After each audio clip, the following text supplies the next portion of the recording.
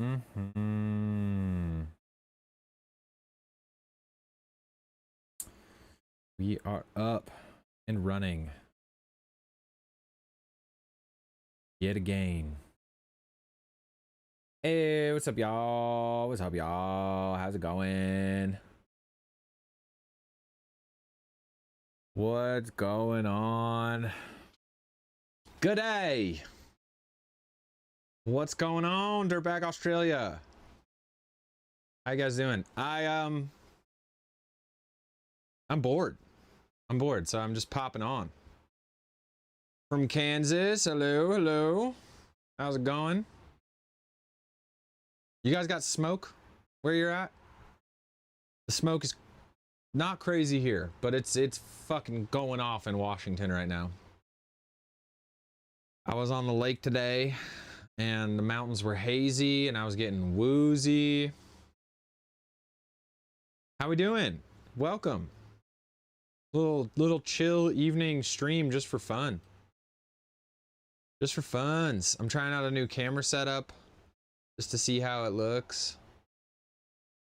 And I am planning on hanging out for a bit and I don't know, working on I want to try and see if I can finagle one of those wrist mounts for chat for when we do more stuff. What's up from Kentucky? What's up? The AC. How you guys doing? Me and Tara were on the lake today. We caught a big old trout. Big old bull trout. Or excuse me. I said the wrong one. It's not a bull trout. Cutthroat. Where have I been in general, you mean? I've been on a little bit of a content slowdown.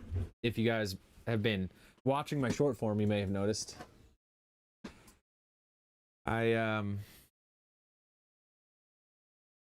There's reasons why. There's a little bit of a story or a tale why.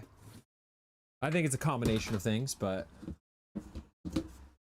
unless that's not what you mean. Maybe you mean where have I been in general or today.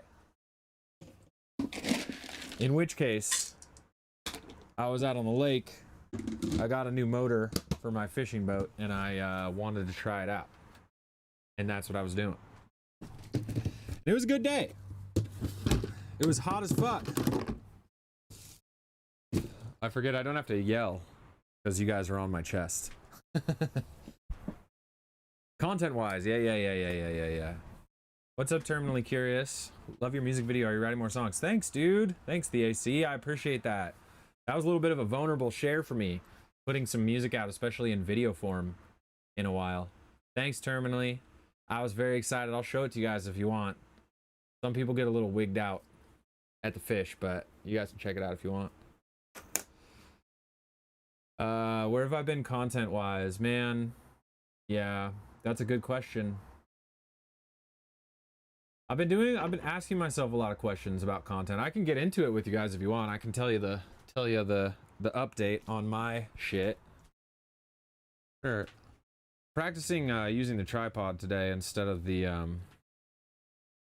GoPro.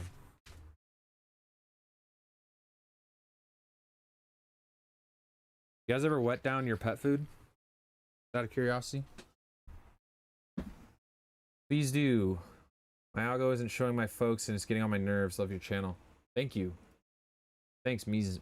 Mo. Oh, yeah, I don't know. It's like a whole ass thing right now for me. Okay, there's multiple levels to it.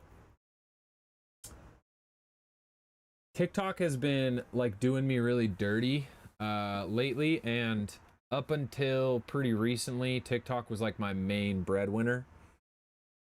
It was like making me like a stable income that I could like fall back on if I, don't do a brand deal or something, which I feel like I was doing a lot of brand deals right off the bat when I first started getting offers, because I was like, what, money? Oh my God, yes, please, I'll take some money, just because I wasn't making very much, and I was like, paycheck to paycheck type of vibe. but I'm like kind of not feeling them, like the brand deal side of things as much. Like you have to really cater to advertisers, and you don't have to cater that much, but I'm more just like, there's no passion in that for me, you know? Like I'm not trying to shill products. And I feel like people know that who watch my stuff. Like I've made videos about it. Um, but yeah, there's just no passion in that for me. And then TikTok was like creating sort of a foundation of income that I could rely on. But it ran like just out of nowhere, my rewards dropped like 100%. Like I'm basically, I think last month I made $10 in July on TikTok. So there's that. And then there's kind of like the political and just like state of the world, the political side of my content and the state of the world. And I've been asking myself like a lot of questions about like what direction I want to go in with everything.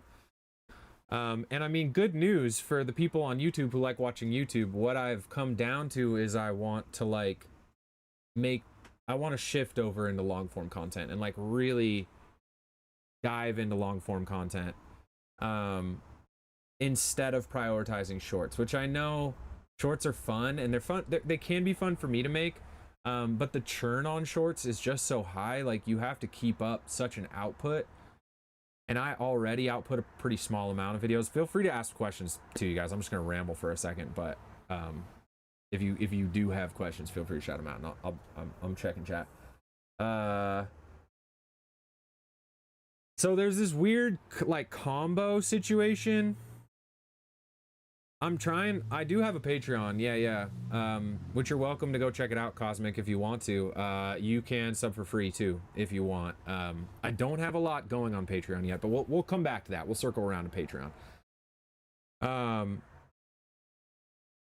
Very happy with your political stances. I remember it. I'm anti-fascist. Totally support those who are bold with it. That's awesome. It gets scary. I get it scary. Yeah, and it's not just to like I was shook up from it when I as you know, as I had the government come here, and then I went to like the conference in DC that like was kind of cool but kind of not, and it made me realize just like how much money is in political content. And like I think a lot of people do it because they actually care about it, but I think there's also like this money thing that comes in and like poisons your message a little bit. Or not poison, I don't know, it's just like I just don't want to fucking do shit just because I'm trying to get a bag, which I've already taken some deals that I'm like, I would never buy this thing, and like, you know, but I'm taking it because of the money, you know. And like I just don't like that. I don't like that vibe, and I don't really want that to be the center. So anyway, so coming back around, there's all that stuff churning. And then there like is this TikTok situation, which I knew could happen. It happens to a lot of people where they kind of just like shut your rewards off, but they don't really tell you why, and it's like a glitch, and there's no real like clear reason why it's happening. And you talk to support, and it doesn't matter. So a lot of people just like make second accounts. So I'm kind of in this position now where I'm like, I was making a lot of short form content to keep up with TikTok. I know I'm rambling right now, but I hope you guys are staying with me a little bit. Let me get this thought out and I'll come back to chat. I was in this position where I was trying to keep up with TikTok and basically like make 5 short form videos a month, because that qualified me to get the rewards that were setting sort of the baseline of my income. But now that I'm not making money there anymore, it's kind of a blessing in disguise, because I want to move over to more long form content. I want to make more space for music. I want to like continue to evolve in this space and like, I don't know, just like do things that I actually enjoy and keep exploring and do things that you guys are interested in too. You know, and try to like be a better content creator and artist and all that stuff. So it's kind of a blessing in disguise, because I feel like a lot of people get into short form content first, and it's because it's really easy to go viral, but then it's very hard to like build that into a broader, you could say like brand identity, or just like content web, like career essentially. So I've been thinking a lot about how I'm presenting myself online. I feel like my short form content is not performing in the algorithm the same way it used to, and I'm like thinking about how I want to change that up. I'm still going to make shorts because I think I enjoy it still to a point, and it's a nice way to like package small stuff. But anyway, I've just been like reflecting a lot. Like, what am I doing? Where do I want to go? What types of videos do I want to make? What type of message do I want to put on the internet? How do I want to actually support myself financially in this space without having to take a bunch of brand deals, without having to sell out to the political machine, like the blue or red political machine, because there's an insane amount of money in this stuff, which I'm learning. Like, it's kind of wild, actually. And or just be like a slave to TikTok's algorithm and like keep making new content. It's just a whole fucking can of worms. I also think that my political messaging may be impacting my reach on TikTok. Like, a few months back, all my content started getting reviewed on there as soon as I would post it, and then it would take a few seconds to post, and then usually when that would happen, the views would be down. And it's just like, it's very disheartening to like make something, put it out there, and then just get like stumped because, you know, like something I'm saying is flagged on the fucking speech censorship, or I don't know, maybe I'm just not saying things that people resonate with. I don't know, and that's okay too. All right, I'm dipping back in here, you guys. Sorry, I'm coming back. That was long.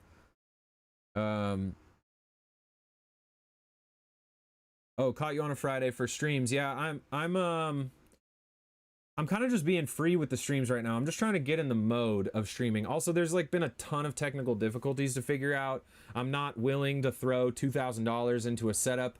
I've already spent like probably $800 on like these fucking transmitter things that let me like walk around the property with the phone and have good quality in theory. And I got a GoPro that I'm gonna resell because it fucking sucks. So there's just a lot. But anyway, I'm trying to stream just kind of as often as I like to. Storytime with Dirtbag America, for real. And really, it's storytime with Jake, you know, guys, because I am just a guy. Just a guy over here, being a guy. So Patreon, yeah, Patreon. I'm trying to figure out, is Patreon something I'm doing that's fitting into my, like, what I'm considering too. I'm really trying to think about what I'm gonna do on Patreon, because I do have a small crew there, and people, and if anybody's in the chat right now, you should sound off. But the Patreon people I have so far are awesome. I really like the community that's building, but I just feel like I don't know what I'm offering on Patreon. So I'm trying to think about like what's some value I could put there. And one of my ideas for that is to put like longer, slower tutorial videos there for people who are actually interested in that, because that kind of thing doesn't seem to be as interesting for like a YouTube long form video in the algorithm. But I think, you know, if you're seeing me build something in a short form video and it's super fast, maybe some people would like a slowed down walkthrough or something. I don't know. Main vision for my channel that can help you with the direction to take. What's my main vision? Yeah, like I'm trying to figure that out, you know? I'm trying to figure out what the main vision is. Like,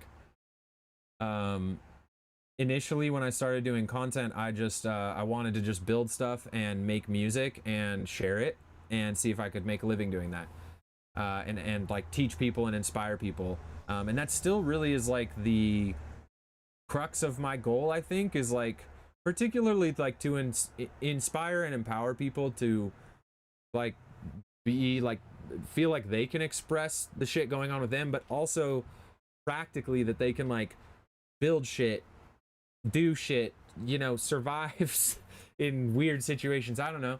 Yeah, I've just like picked up a lot of random scrappy skills in my life because I just tried stuff, you know, and like needed to make things work and didn't have a lot of money to do that. So like trying to find ways to share that with people. Yeah, I don't know. And just like speak up for the world too, because I feel like the world's pretty fucked right now, and I've always been pretty passionate about that, but I've never been very politically educated. So I'm trying to find kind of the like where I land within that spectrum of like, I'm not like Hassan Piker, for instance. I will never be like that, and I don't really aspire to be like that, even though I fucking do fuck with his shit and I watch his stuff and I'm like, damn, this man like knows a lot of shit, you know. But I'll never be someone who's like deep in the political sphere.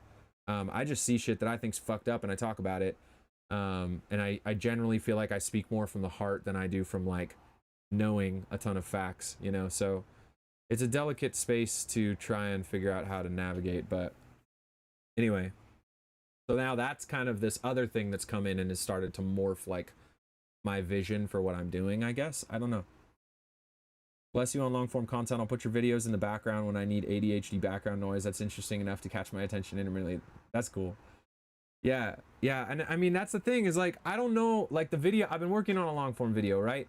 And I filmed like for a week and I have like 5 minutes because it's like, it's basically like an extended short. And it was fun to make. It's like kind of memey and campy and dumb, but funny for me anyway. But it basically like is also it's like a video for the self-defense shield that I made. A self-defense shield that I made a couple months back.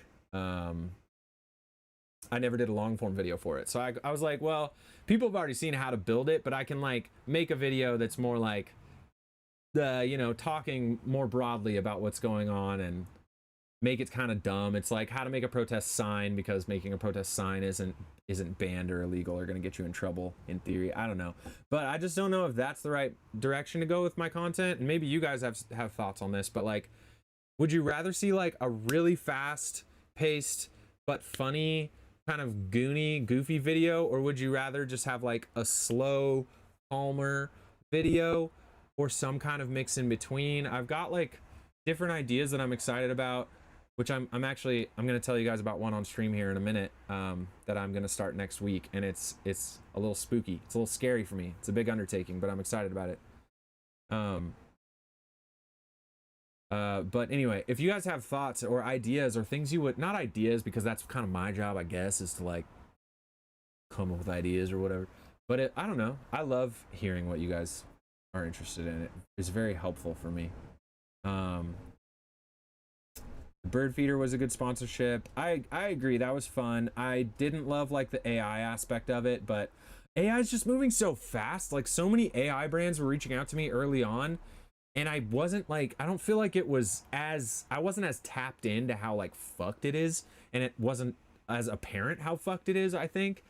But it's moving so fast, and I'm just like, I told my the guys who like helped me get brand deals and stuff, I was like, if it's an AI thing, like probably just like I'm probably gonna pass at this point. I'm not that interested in doing something like that. Hey, Dirtbag, your content will continue to evolve. Don't think too deep into it. Just do it. I can't not. Oh, Mondo, I wish it were that simple. Oh, I know. I feel like my stream persona probably seems so different than my short form content persona, where I'm just kind of like a brash, like, fuck off, you know. It's like I'm embodying like the dirtbag, where I'm just like, fuck it, we'll just do it and see what happens. But in my real life, I'm such a fucking brooder.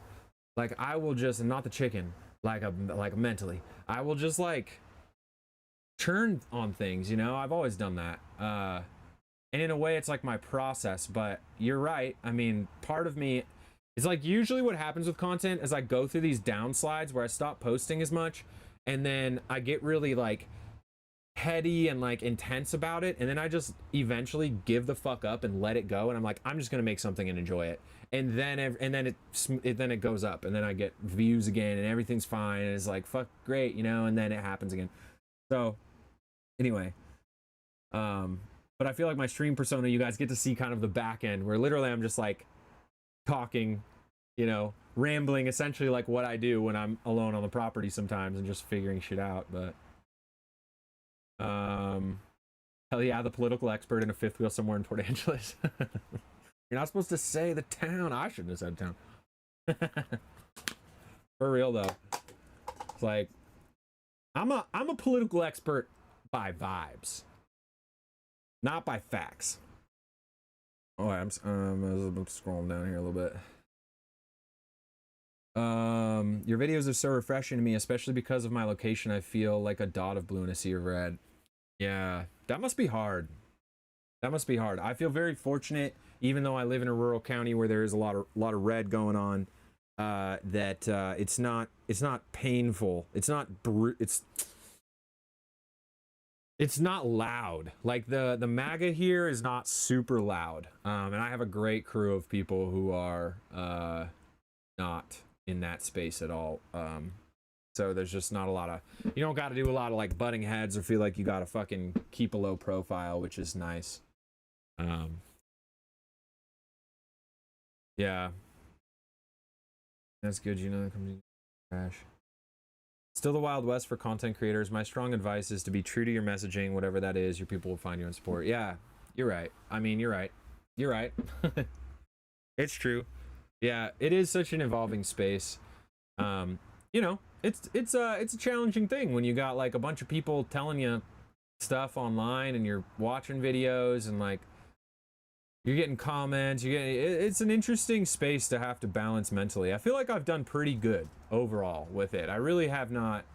I do not feel as though I have let it impact my ego significantly. I mean, it helps that I'm kind of like in my fucking 30s and like I don't know. I am who I am at this point.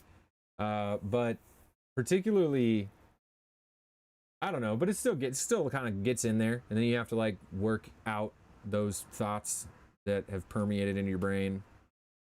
As someone from Minnesota, it makes me feel like we're not alone. That's good. I mean, if that's the impact, if that's one of the impacts that my content can have, that's amazing, and I'm glad, because I feel like that's the message I'm really trying to send. It's like, y'all, it's getting crazy, and honestly, like I'm not even gonna joke about it. It might get much crazier. It's seeming like it might get much crazier, but most of us, most people who are just out here in the world working to survive, we all, many of us are on the same page. I would say most of us are probably on the same page and here for each other. Da-di-da-di-da. I think you're gonna figure it out. You have a solid vision for your channel. Human connection is important. 100%. Yeah, and I mean that's part of why I'm doing the streams, right? Streams, I feel like not only is it like it's like it's become a bigger thing, but I think as far for people who are like older than maybe like 28 or 27, I feel like streaming is still not a mainstream activity, but it's growing, and I think people are being drawn to it because it's an authentic way to connect with people that you see on the internet or whatever. And it's kind of like hanging out, and I've started to watch streams. I never watched streams before, so that's part of why I'm doing them. I get to talk to you guys. I get to actually like be here in a active exchange, which is cool. You know, I really want to just like center on being as authentic as I can in this space for as long as I can. For as long as I can, you know, as much as is realistic anyway. Being able to have real discussions with people who could share knowledge, perspective, techniques in different areas. That's a good thought. So are you talking about Feral Foundry? Are you with that comment? Are you talking about like long form content where there's actual like,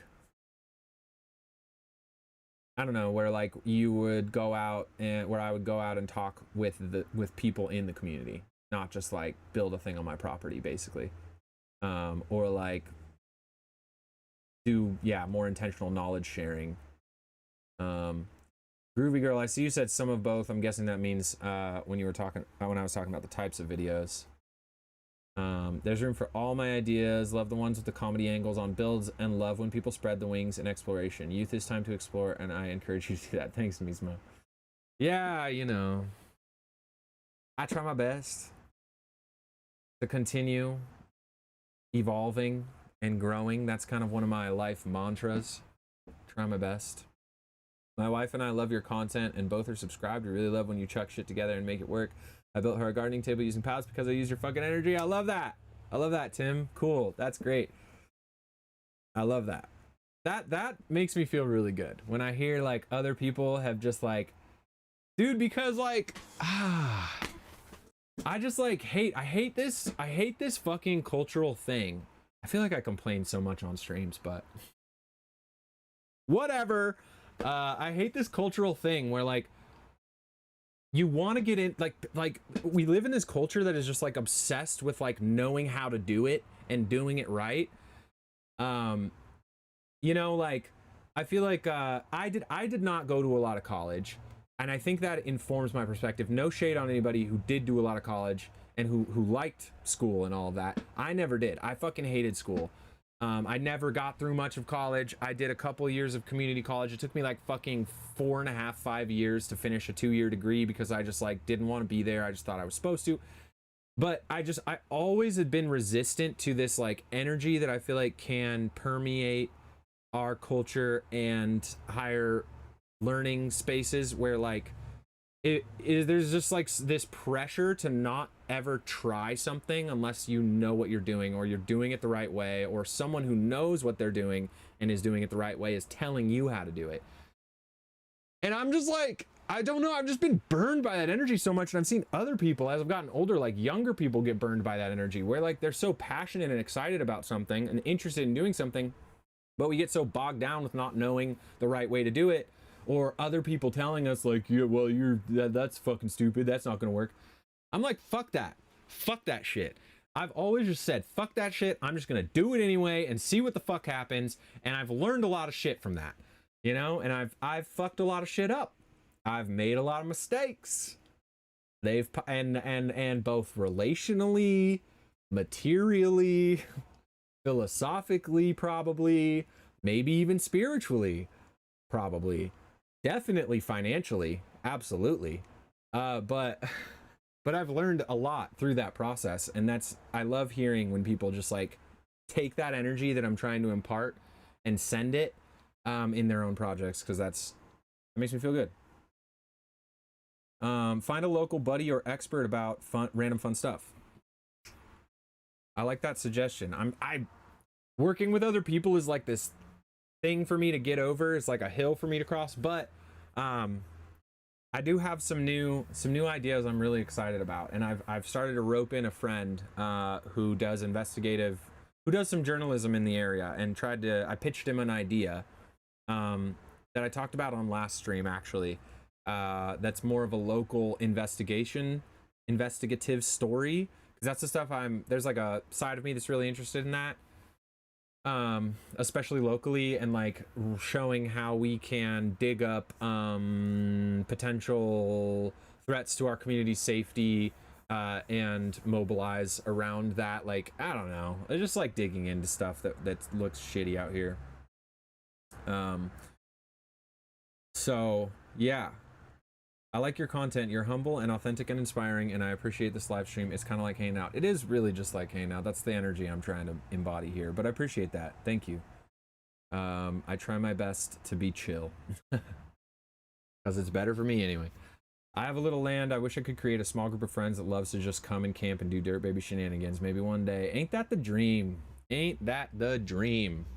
I think pretty much all of my IRL friends want roughly the same thing, and have wanted the same thing for a long time. I think it's a very common dream for a lot of us who are you know, not chasing the rat race grind. You know, a lot of us, I think, really just want to like have a chill life on some land where we can connect with each other and with nature. What's up, Awkward Squirrel? I saw your message. I have not replied, as I'm sure you've noticed. Awkward Squirrel might do some modding for us, potentially, you guys.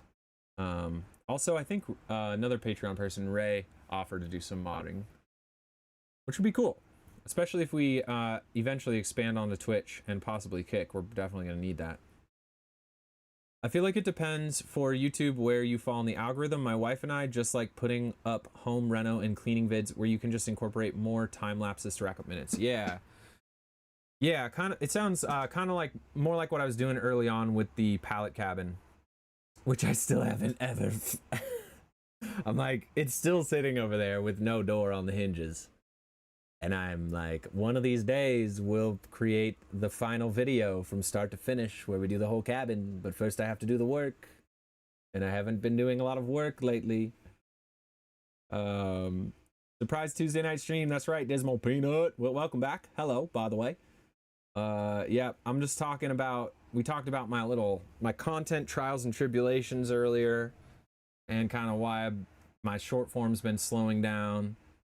And yeah, we're just shooting the shit. I was actually gonna while I chatted with you guys, I was gonna try to start manufacturing a custom wrist mount so I don't have to order one on Amazon. What if we could find somewhere with a shit ton of pallets they need rid of and convince them to let us host a public pallet workshop for newer dirt babies? I mean, that would be sick. I love that idea. I'd love to do workshops. That's one of the reasons I'd love to get a decent sized property one of these days. My issue with workshops though is that I feel like sometimes they can get very expensive, and I want stuff like that to be accessible to people. I met someone in LA at the Doomsdaddy. I don't know if you guys saw that reel I did where I went to the Camp Doomsdaddy, like a disaster prep camp. I met someone there who invited me to do a workshop at this like festival, anti-fascist festival she was hosting in LA. It'd be cool to do more events and stuff. I'm just kind of I just like to be at my house. I'm just a little Cancerian guy who wants to be home all the time. And you could just podcast rant in the background, politics, daily life, nonsense, since recording all the time lapses looks slower energy effort, but then again, it's a saturated space to simultaneously. It's weird because some of the videos have 100k views. Yeah, I know. It's like, I don't know. I think I've thought about just doing more like slow build stuff. The thing about the build videos, and I know maybe this just seems like I'm complaining for no good reason, but you know, the pallet cabin, I really have enjoyed building that, and I would love to do more builds like that. And I'm hoping the G-Wagon that we're building on stream, I'm really excited about that because it's like I love building spaces. Problem one is I don't have space to build big stuff here anymore. So a lot of what I have to do here is either on trailers or like movable. Until I can afford to buy my own property, I can't build any more like in-ground structures here. And problem two with doing these big builds is that they just take a long time. So it can take a very long time to get a video out. Now I was trying to do more like vlog style, but I don't know. I'm feeling really passionate about doing more like getting to becoming a better storyteller. I've been taking a lot of time to just like learn the art of storytelling, and bring that into my videos more. So you know, I've got some fun ideas actually. Next week, if you guys want, you have to tell me though. I'm not gonna drop it. I'm not gonna tell you guys this unless you guys say something in the chat and tell me you want to hear it. But I'm starting a video next week that I'm nervous to start. I've never done anything like this before, and I'm really excited about it. And it's kind of on brand with my channel. I think it's like kind of adjacent to what I'm doing, but it's kind of more broad. And if you guys want, I don't know, say that you want me to tell you in chat, and I will tell you. I can't keep watching the stream. It's 11:20 in Kentucky. Dude, go to bed. Don't worry about it. We're just chilling. No worries. Get a dog cam. I should. Oh my god. If I put the GoPro on Tara, she would panic. What's up, Wally Flower? Welcome back. Go to those festivals. I know. Festivals would be cool. I'm not young per se anymore. I know I'm young to a lot of people, but in my body, festival life, I get tired so fast, and I like to sleep in a little bed. Tell me, Dirt Father. Yes, do tell. Do it. Tell. Okay. All right. I'll tell. Okay. I'm gonna tell you. I'm telling you. All right. I'm gonna tell you. Okay. Perfect. Thank you. Thank you for the confirmation. Okay. I'm really excited about this idea, and it's on the calendar. It's gonna happen.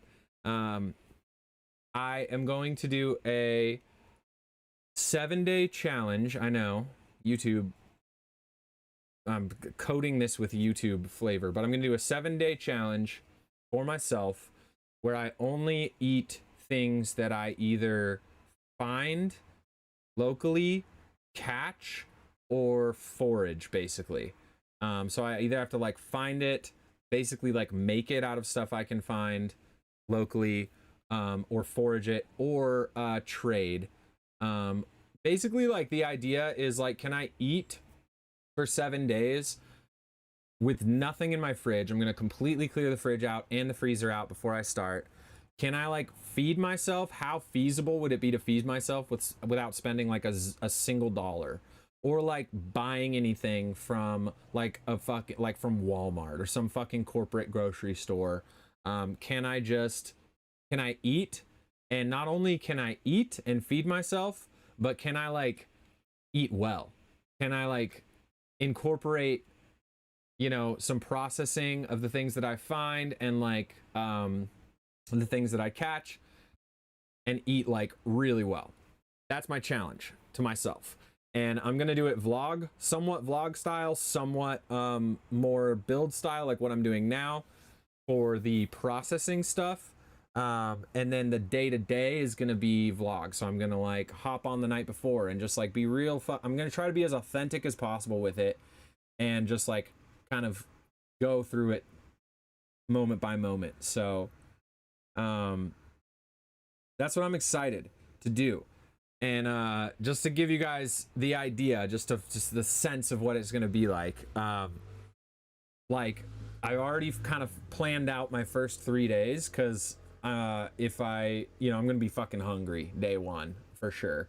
I'm gonna need to make some moves on day one to get like a baseline of nutrition going. So that's gonna be one of the rules of the challenge, is that I can use anything that I already have. So any tools, any gear that I already have, I can use that to help put food on the table. I just can't spend any money on food related items. So the first thing we're gonna do Tuesday morning, and feel free to ask questions if you guys want, or whatever, or stop me or something if I'm going too fast or ranting, whatever. But the first thing we're gonna do Tuesday morning, I'm gonna get up super early, and I'm gonna go over to this lake that I was just on today and try to catch like as many trout and kokanee, which, if you guys don't know what a kokanee is, it's a landlocked salmon. It's similar to a trout, that I can. So on this particular lake, I'm allowed to keep 5 kokanee and 5 trout as long as they're bigger than 8 inches a pop. I caught one today. It's gorgeous. It's like a 15-inch cutthroat trout, and that's gonna be like first thing out the gate. Get to the lake. I'm probably gonna bring my camping stove with me so that I can just like literally catch a trout, catch a couple trout, come in, cook one, and eat one, because I'm gonna be fucking hungry. And then basically just get as much fish right off the bat as I can. But the trick is, for me at least, usually I will like bait my hooks, and I'll bait them with corn. But since I can't buy any corn, I have to figure out something else to bait them with. But I have my worm bin, and I've wanted to try this for a while. This is why I'm excited about this video, because it's bringing in all this like shit that I'm personally excited to try, that I've wanted to do. I'm gonna just try to use the worms that I'm already growing here from my home compost as bait to catch the fish. So it's kind of like this, you know, how can I use these resources that I'm creating out of things I already have. So we're gonna try to catch trout with the worms, start with trout, and then it's blackberry season here, and I've been keeping track, and it looks like blackberries are gonna pop pretty good. They're already sort of popping, but this week they should pop. And I love blackberries, and you can get like big volume of blackberries pretty easily. So basically catch the fish, come home, pick the blackberries, and then that'll kind of be like probably all I eat that day, because I don't really know what else to get. I don't know where I'm gonna get oil to cook with, any kind of fat. One of my ideas is to boil the bones and do a fish broth, and then use the fat off that, but it's gonna make everything taste like fish, which I guess most of what I'm gonna be eating is fish off the bat anyway, so I guess that doesn't matter. I also don't know how I'm gonna get eggs, so I might try to then take some of the extra kokanee or trout and trade them for some eggs. And then day 2, I'm excited to highlight like food banks, because I've used food banks a lot when I haven't had enough money to get by, especially in the last few years since COVID. I was just like, my life just fucking exploded, and like I did not have any I was like really keeping my food budget as low as I possibly could. And so there's a food bank here, but it's only open certain hours. Oh,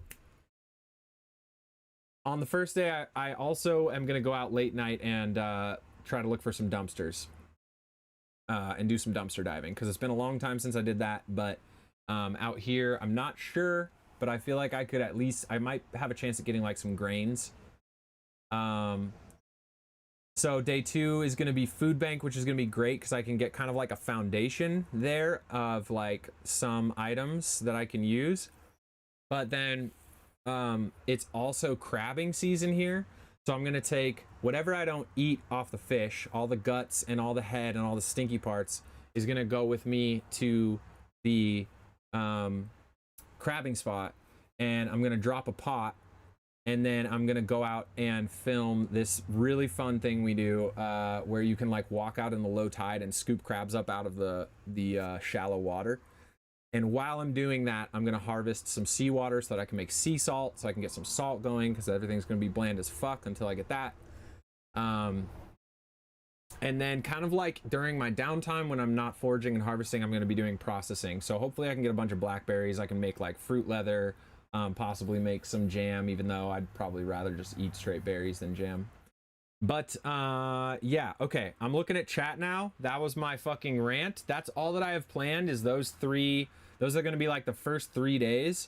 So that should set me up like really good for a couple days, and then I'm just going to try to keep elevating. So like once I get some crab, crab, one Dungeness crab is like $50 if you buy it from the store. So I'm hoping I can at least get a couple, and then I can eat 1 or 2, and then possibly trade some for eggs, or see if anybody out here is doing raw, like if anybody's has cows or goats, and I can get some milk, because if I can get milk, then I can do butter, which would be really nice to have.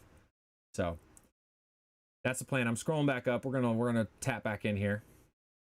This will be interesting. Hell yeah. Bo Miles is a great storyteller. The human being is a good example regarding food-based challenge. Okay, heard. Yeah, I should probably do some research on how other people set their videos up before I start filming, because that'll help me. I haven't done a lot of vlog stuff, so it's going to be interesting territory all around for me. Don't eat any strange mushrooms. Luckily, it is not really mushroom season here, and I don't really like mushrooms that much, but if this video is something that I enjoy making and other people enjoy watching, and it does okay, then I have been considering, building on it and doing another season, because out here, what you can harvest from nature changes quite a bit based on the season, and there's a big mushroom season in the fall. So do food banks count as find? Yeah, that's how I want to highlight the food banks.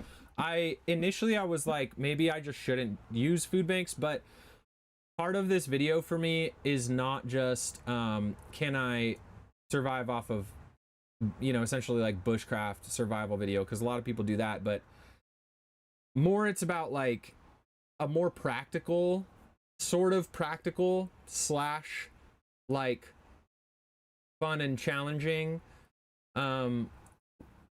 like options for people to get food if like things continue to get really expensive, and food banks, I think, there's grants for them that are getting cut, and like they're, they've been a huge resource for me. I know they are for a lot of people, but I know there's a big stigma around food banks. So I'm excited to go just like sort of use that part of the video to highlight like this is a resource that people should use. Like you should. It's okay. Like you're not taking away from anyone else when you go to the food bank. And even if you're making $70,000 a year but you can't pay your bills, it's okay. It's okay if you need to eat to go use that resource. So I want to highlight it, and I'm also considering doing some kind of donation either to my local food bank or like a larger association that supports food banks through the video, because there's no sponsor for this video. The sponsor is going to be like basically me highlighting the food bank, and I'm going to talk a little bit about my Patreon and like the issues I've been having with my content being sort of on the fringes of what is acceptable algorithmically, and if I don't figure out another way to finance the content I'm making by the end of the year, I might have to look and see something for something else to do. So Why don't you show us how to grow food? Because I'm not good at growing food, Mix. Okay, don't call me out like that. I'm bad at growing food, okay? I'm not a vegetable guy. I tried, and I just didn't try hard enough. And also, I can't just plant the garden and eat the food. It takes forever. So I don't know. I would love to be able to show you how to grow food, but my garden looks like fucking trash this year. I think I'll probably get like 12 potatoes, and I got a lot of snap peas. So that was a win.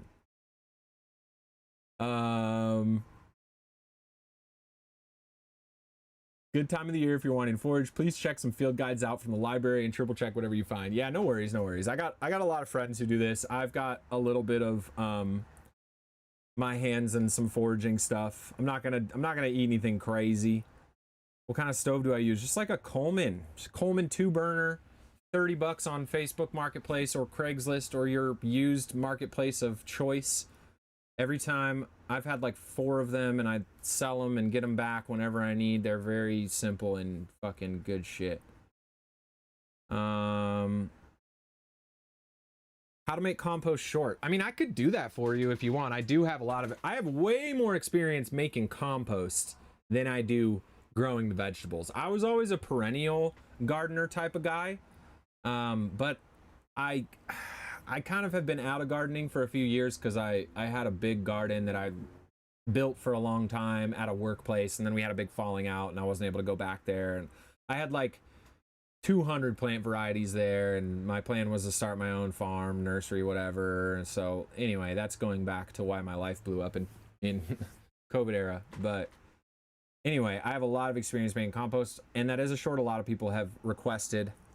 So we could talk about that. Yeah, there's Tar back there. She went swimming. Tar, say hi. Oh. No one's here, Tar. Sorry. You went swimming today. We both did. If there's a pheasant or quail population near you, that may be an option. Also, there are a lot of local greens and mushrooms depending on regions and seasons. I have seen quail here, actually. They are out here. They're not as common, seemingly. But one day I was looking out my little RV door, and there's a little flock of quail walking across my driveway. They hopped up on the fence and flew off. I was thinking, though, bunnies. I know they're cute, but I got a couple in my garden that have been ripping shit up, and I would be open to a little bunny trap because I seen them and they look thick. So maybe collab with the Black Forager. That'd be cool. Maybe at some point. I feel like I'm in this weird limbo state with social media where I'm like, I have like large followings, but I'm not really involved in I don't really collab with people. I'm not really involved in this content creator community. But that would be cool. I very much respect and appreciate the Black Forager. I've been following them for many years. Second, me drinking in some Bow Miles. Okay, I'm gonna look it up. I'm gonna look up the Bow Miles then. Slow burn videos that are enhancing because the hyper videos give slop and are entertaining but don't keep people around and build loyalty, I feel like. I think you're right about that. Yeah, I think you're right. And that's a big part of why I feel like this whole TikTok thing is kind of a blessing and a curse, because it's the motivation. I knew this might happen where TikTok would just like kill my rewards one day, and I knew this might happen.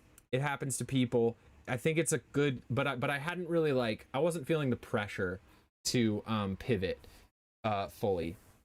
And I was getting disheartened with long form content because I just didn't know what I was doing. It takes so long to produce, and I was trying to fit all these shorts in, and I didn't have time for long form. So in a way, it's a blessing because now I'm forced to make a change. And that's usually when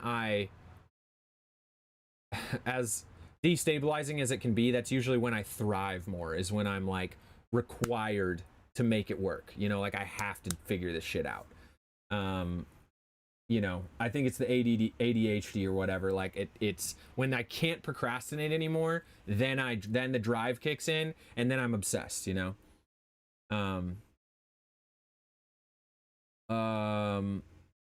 So yeah, so the point being, I think that this is all basically me. I'm going to be putting out some long form videos, you guys, that are going to be trying some things. So just like if you have watched my long form content in the past, bear with me because I'm trying to like engage with my artistic creativity around long form videos and like learn how to make videos that I like, that I would watch. But I'm not good at it yet, you know, and I don't know fully what I'm doing. So it's going to be a process, and I'm excited about it.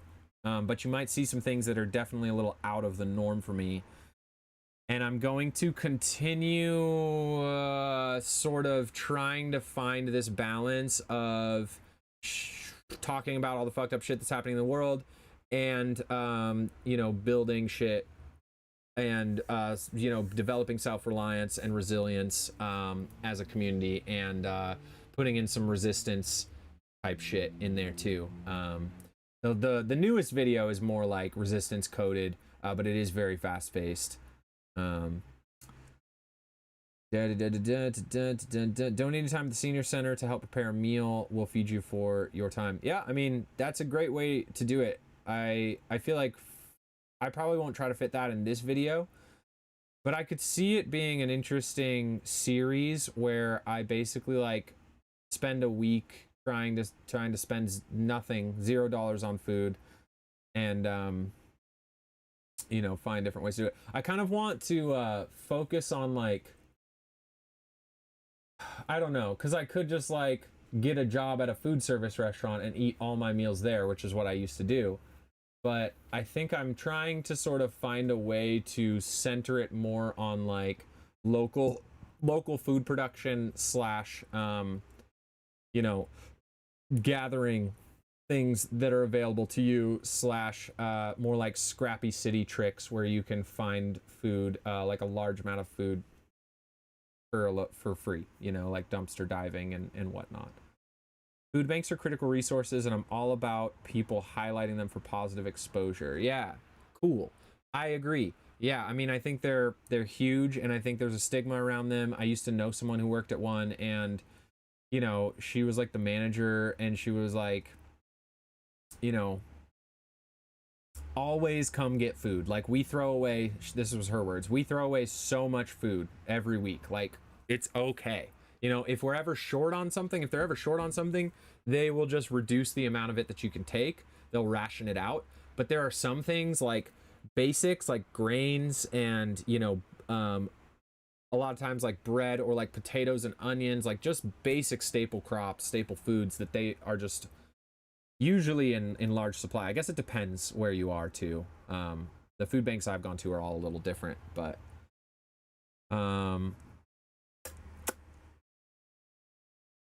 around here there are lots of free veggie stands where people will just leave extra from the garden. I bet you have some around too. Yeah, for sure. That's true. Yeah. I'm kind of excited for like the second half of the video where like I've got my baseline established, and then I can start to get more, you know, there's room for like things to emerge that I'm not planning. Like, you know, I'm kind of planning right now to take some to like, as I'm doing fishing, because I'll probably go more than once. If I have extra fish, potentially see if I can just put that out online and trade locally for other like cool shit that I can eat. Same with the crab. Just like other, you know, putting a little extra work into processing an item or getting like a more unique item, and then I can trade that for more stuff that I need, and like kind of highlight more of like a trading economy type of an approach. Park Rose Permaculture in the Park Rose neighborhood of Portland does a free veggie stand. Nice.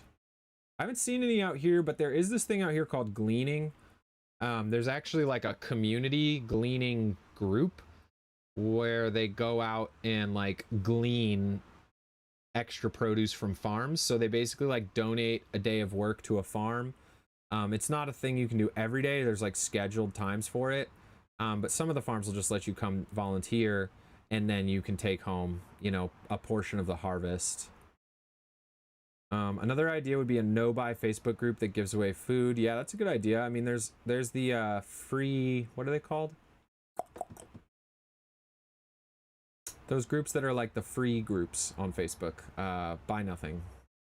It's kind of like similar to that. I have pumpkins on my second story patio plus a ton else, all in my tiny apartment. Nice. See, if I'm just gardening is not my specialty, and I don't really. I'm trying to learn year by year, but like, you know, I think that's not something that I have a lot of experience with, right? Like, I have a lot of experience setting the stage for a garden, like building garden infrastructure, and that's more what I'm passionate about, is like the systems that you can incorporate into a garden to make your life easier, and increase your yield. But I don't actually have a lot of experience like with the yield, you know. Also, compost for me is a small and contained, completely vegetal dirt, and whatever flies, flora, or fauna are able to create a churn of soil safely. I break down my kitchen goods and add to the container that's open air, and I occasionally have a small amount of starved soil mix. Nice. That's sick. Yeah, that's pretty much what my worm bin is, I would think. Sounds very similar. The only difference, it sounds like, is I inoculated my worm bin with like compost that had red wiggler worms from a local guy, and those are just really good at composting, so they just like constantly churn through stuff. But it's the same idea. It's like you just let the organisms do the work. Oh man, keep it the long form for sure. I'm trying. Let's see, I've got another idea. We talked about it on last stream. I can drop another video idea if you guys want. Let me know if you're interested. This one would be more of a longer piece. It is a little bit different than my normal, very different, I would say, than my normal thing, but it is adjacent more to the resistance woik.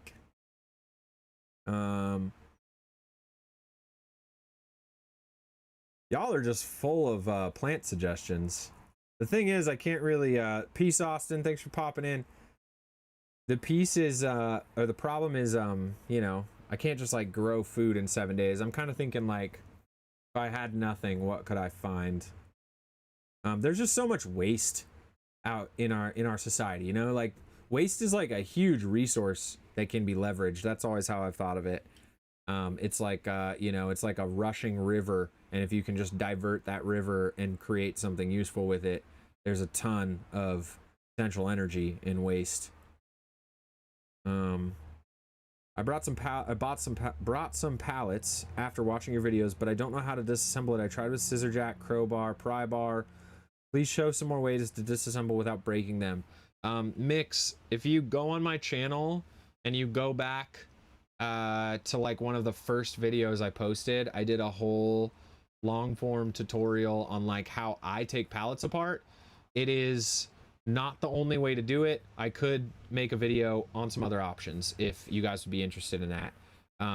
The way I do it now requires there's like a tool that I use. It's called a pallet buster, and it's like $50 for prying them apart. I use an air compressor and another tool for taking the nails out, but you don't have to do that. It just saves you time. So I could make some other options. It's taking pallets apart is a pain in the ass, like no doubt. The system I've come up with is like the least pain in the ass and the most fun that I've found, and it allows you to use full boards and reuse the nails. But just realized I've been watching 30 minutes behind. That's funny. I mean, I was also like scrolling up on comments quite a bit.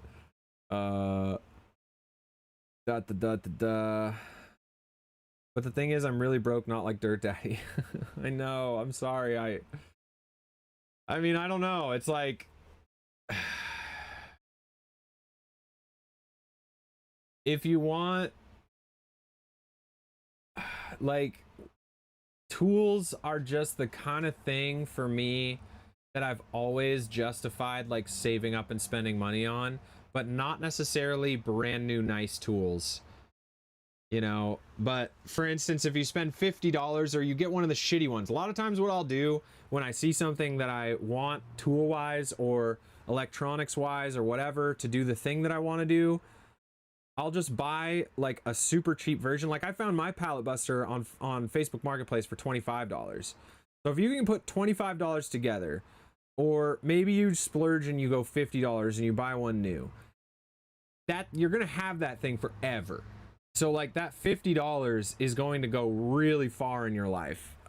You know, I know that's can be a lot of money to some people, but I guess the point I'm trying to make is like, I've always just kind of like, if I can't afford the new thing, then I just figure out something that kind of works. Like for instance, for the pallet, for the pry bar, right? If you can't afford a pry bar, then if you can find a pipe, like a sturdy pipe, get online, dig around, look in alleyways, find like a sturdy pipe. You can use that as a leverage bar. And then maybe you're like, okay, wait, that's cool. So maybe if I can like, you know, fucking, you can figure out a system that basically that works where you can use subpar materials, but still like get one step closer to what it would be if you had the fancy thing. And then you do it for a while. Maybe one day you have $50 and you're like, you know, I've been doing this a lot and it would really benefit my life to just buy the fucking pry bar. I'm just going to do it now that I have a little bit of money to spend on something like that. Mosquitoes are getting in. Hold up. Hold up. Speaking of which, I'm going to take you guys outside with me briefly. I don't know, I haven't tried taking this setup outside yet. See how this works. Oh, I need my chat though before we go outside. Hold up one sec. I was listening to that Felix something song that's like kind of AI, maybe not.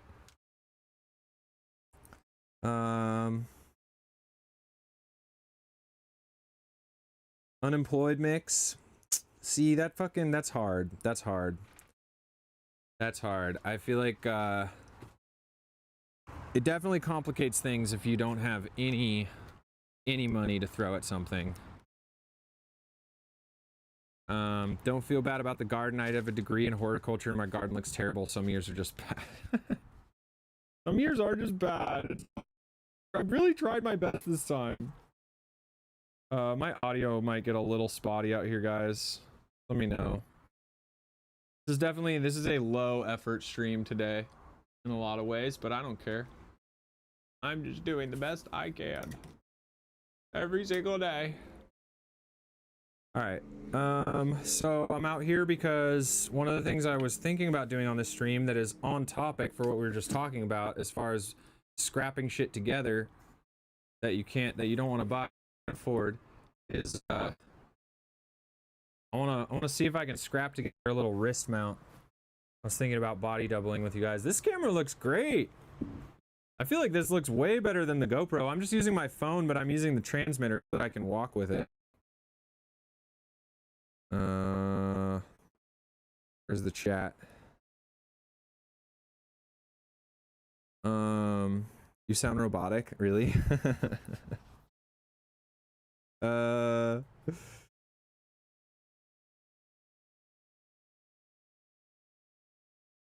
But yes, video is impeccable. Okay, cool. Well, we'll only be out here for a second. I just need to grab a couple things.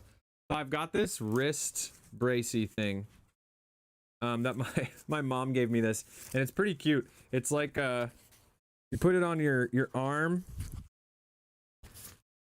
and then it's like it's magnetic, so you can like put your drill bits on it and they'll stay there, like screws that you find, you can like magnet them here. But I was thinking this might be like a good base to try and like build a wrist mount with.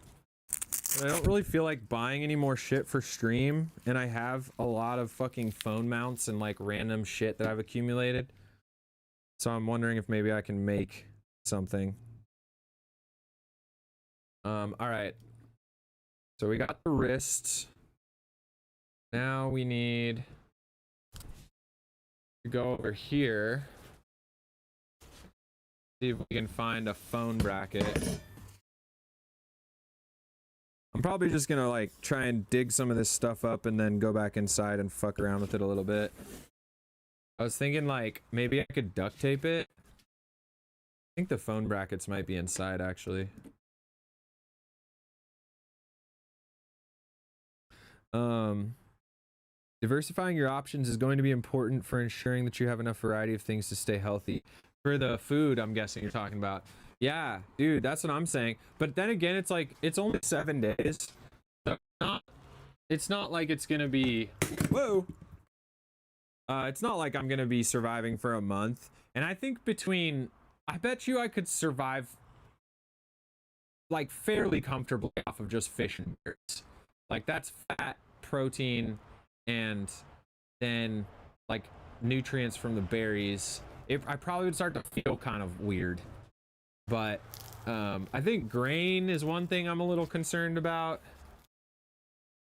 Okay, I got duct tape, I got wrist brace, I need the phone doodads. I think those are inside the house. And what else would I maybe want to use for this? Maybe some fucking hose clamps? No, that would be weird. I don't know. I'm just gonna like mock one up right now and then we can fucking see if it's actually gonna work later. Where am I that it's so light outside? Washington State. Washington State. Believe it or not, it's starting to get dark earlier now. It was staying light until out here in the summer. It stays light until about 10:30. And like at the solstice in the heart of the summer.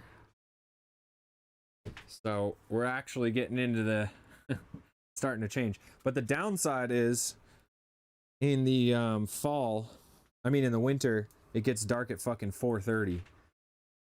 So it definitely feeds my fucking my ADD fucking project mind though, because I'm like, oh my god, it's still light. I can still do stuff. I should be still doing stuff. It's still light. Rest. Why? Keep in mind, if your diet for the week includes way more fiber than you normally have, you may have a bad time. I mean, I'm constipated so often, you guys. Or at least I used to be. I'm a lot better now. Constipation's my life. No, you're right. I mean, it's gonna be a challenge, right? That's why I'm excited about it. It's gonna be something different to try. All right, I got this thing. Brace. I don't think these magnets are probably strong enough to just hold a phone on their own. Yo, what's up, Star FP? We're just chilling. Literally just chilling. I was like bored and I'm just practicing streaming. I'm just practicing hopping on and just shooting the shit with you guys. And right now I'm working on building a phone mount for my wrist so that when I do take you guys outside to work, we can actually I can read chat and not have my hands full. So I'll tilt you guys down and we can work together as a team. Having insomnia, definitely no joke though. Whew. I tell you what,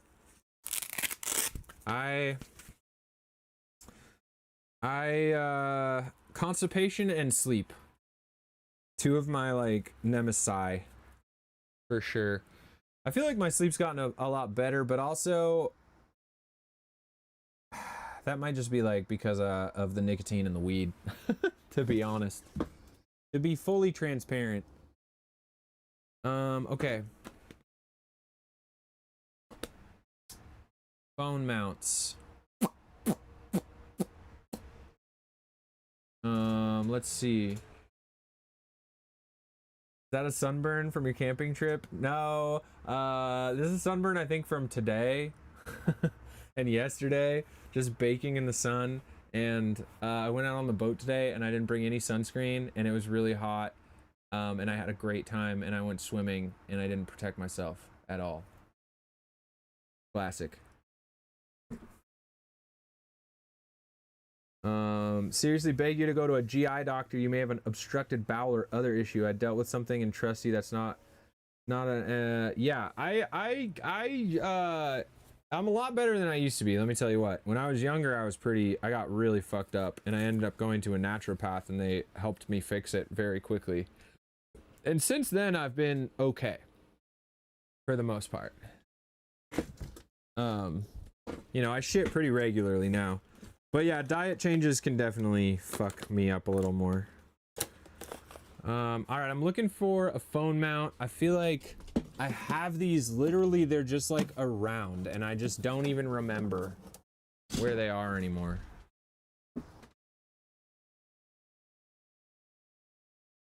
Gut issues and sleep issues are very prevalent for ADHD peeps. I've heard that before, and yeah, that makes sense. Yeah, I wonder if it's like a chicken or the egg. Like, do you have worse ADHD because you have gut and bad sleep, or which one is which, you know? I've tried magnesium too. You know, I've tried so much shit. I'm a little fucking, you know, I'm into the herbs, I'm into the balms. I'm just not very good with consistency.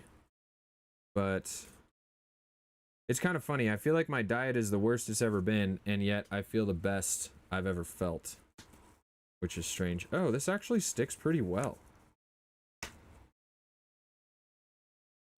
Like, if this was just like a fucking solid magnet on my phone, this might actually just work as is. That would be so crazy.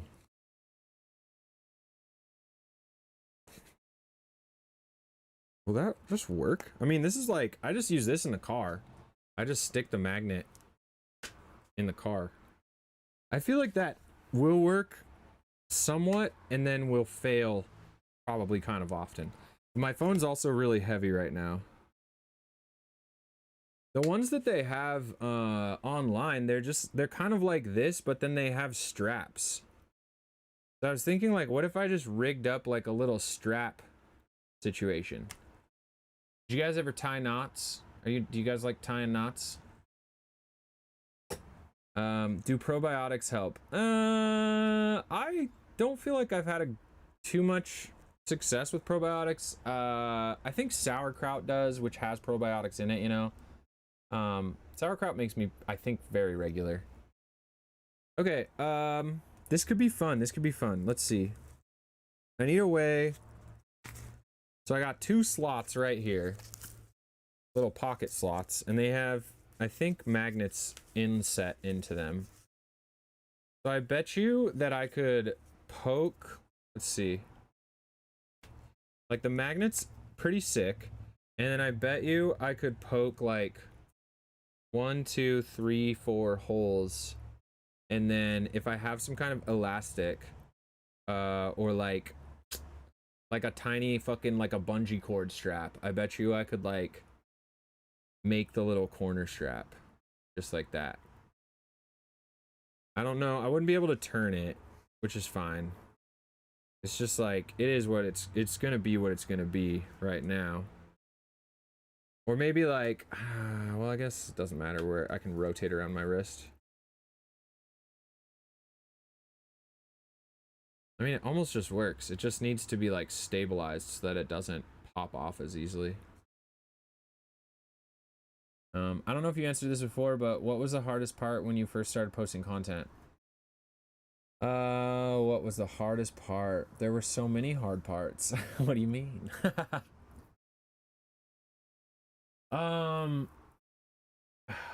Well, okay, I started posting music content. You guys probably, most people, I'm sure, don't know that. I started multiple accounts, and like I think my Instagram might have some music on it still. My TikTok doesn't. My YouTube shorts, there's a few if you scroll all the way back. They're kind of cringy now when I look back at them, but that's okay, you know, whatever. You gotta be cringy to not be cringy. I guess, or you can just be cringy forever if you want to. The hardest part about making content, getting over my own fucking shit. Getting over my own, like, performative sort of nature. Like, the way I can, like, talk to you guys on stream right now and be, like, relatively casual. I mean, I'm talking to myself in an empty room. I feel like there's only so casual I can be with that, you know? But I feel like pretty chill right now. I'm like pretty much myself. I would not have been able to do that when I started making content. Like I would have probably been really nervous and been like more performative and been louder and bigger or smaller and like just not really like fully expressing myself. And I think that was a big thing. That was like a big hurdle for me. It was like, how do I just like relax and show myself? It probably is not apparent because my personality on the internet's pretty big. And I think it is with my friends too. But I've had like crippling social anxiety when I was younger, and still deal with it in certain scenarios now, in spaces where I'm not comfortable. So in a way, I think making content was really good for me because it has helped me sort of like step into myself more and just be like more free to express. I think getting older has also helped with that, but content was like, you're putting yourself on video on the internet. I think I leaned into that part of it pretty quickly. Like I was like, oh yeah, I've been putting stuff on the internet that I've made for a long time. Like I used to make stickers, t-shirt designs, all this stuff. I was always looking for a way to like be an artist online. But especially music, I feel like that's such a vulnerable part of myself. So it was really hard for me to just like express myself authentically. And for the first 3.5 years, I didn't get a single video that got traction. I didn't even get a video that got more than like 1,000 views for the first 3.5 years. I had 300 followers on Instagram when I started, and I ended with around 300 followers after those couple years. And then I kind of reached a moment where I was like, I don't even like the stuff I'm making. I would never watch the stuff I'm making if I was watching content. And I'm just gonna like make shit that I want to make and that I would watch and that I think is funny. And I miss building stuff. I'm gonna start building stuff in my content again because that's fun and it like is life-giving for me. And pretty much as soon as I started doing that, I started getting traction and then kind of honed in on that, and my shit started to blow up. So definitely like getting over myself was the hardest part, I would say, or getting over my own like need to sort of perform in front of people, or like just be inauthentic. It's like as soon as the camera turns on, it's like this little fucking ghost like goblin jumps on your shoulder and starts like making you do shit you would never actually do in real life.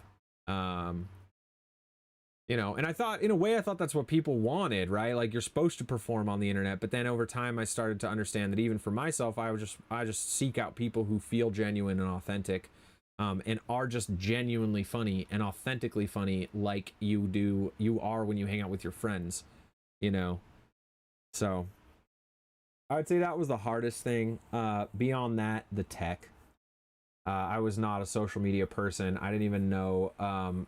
Really, I posted like a couple reels ever. Didn't have TikTok. Didn't really even know YouTube Shorts was a thing. I'd posted a few long form videos over the years in my 20s. But like, I mean, I had like I didn't really have a camera. I was trying to use my like DSLR that was like outdated, and the tech has been a whole learning journey unto itself. But now I feel like I'm pretty little more dialed with a lot of it.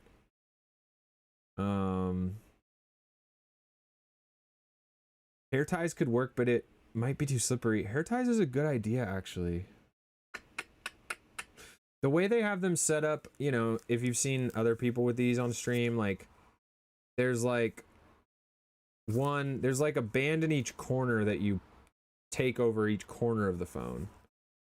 So I'm wondering like what's the best way to rig that up? Which I guess,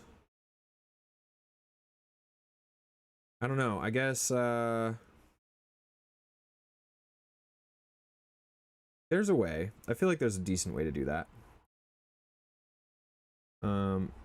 This way you don't have to make eye contact with us, for real. It's funny though, because I feel like when I get in front of a crowd, I'm actually very like, I get a bunch of adrenaline, and I've you know, I think the most dangerous part about me being in front of a crowd is the shit that'll come out of my mouth.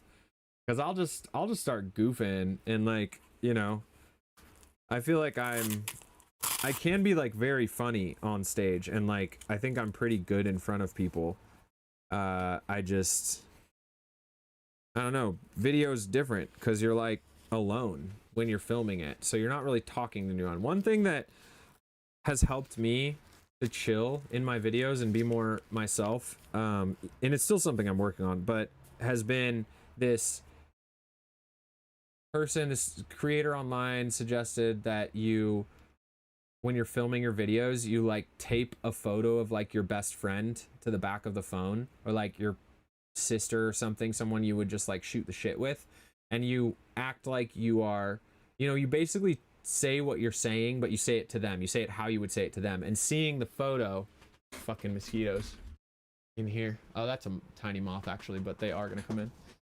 I feel like, yeah, and so like I don't actually usually tape a photo, but I do kind of like picture myself, like picture that person in my mind, and then try to like talk more like to them. And it actually really does help you relax. And I think that's been a helpful tip. I'm so glad you're on YouTube. I don't use other socials anymore. Yeah, well, good news for you, Noah, because this is probably going to be like the main platform I'm going to be focusing on now. Because TikTok has been doing me really dirty, and I am tired of tired of surviving off of brand deals and AdSense payout, and I am going to be focusing my efforts on YouTube and streaming and Patreon moving forward. But I feel very torn about Patreon. I'm like, should I just start posting like some short form content only on Patreon? Or like, I don't know. I think I'm gonna do longer tutorial videos on Patreon.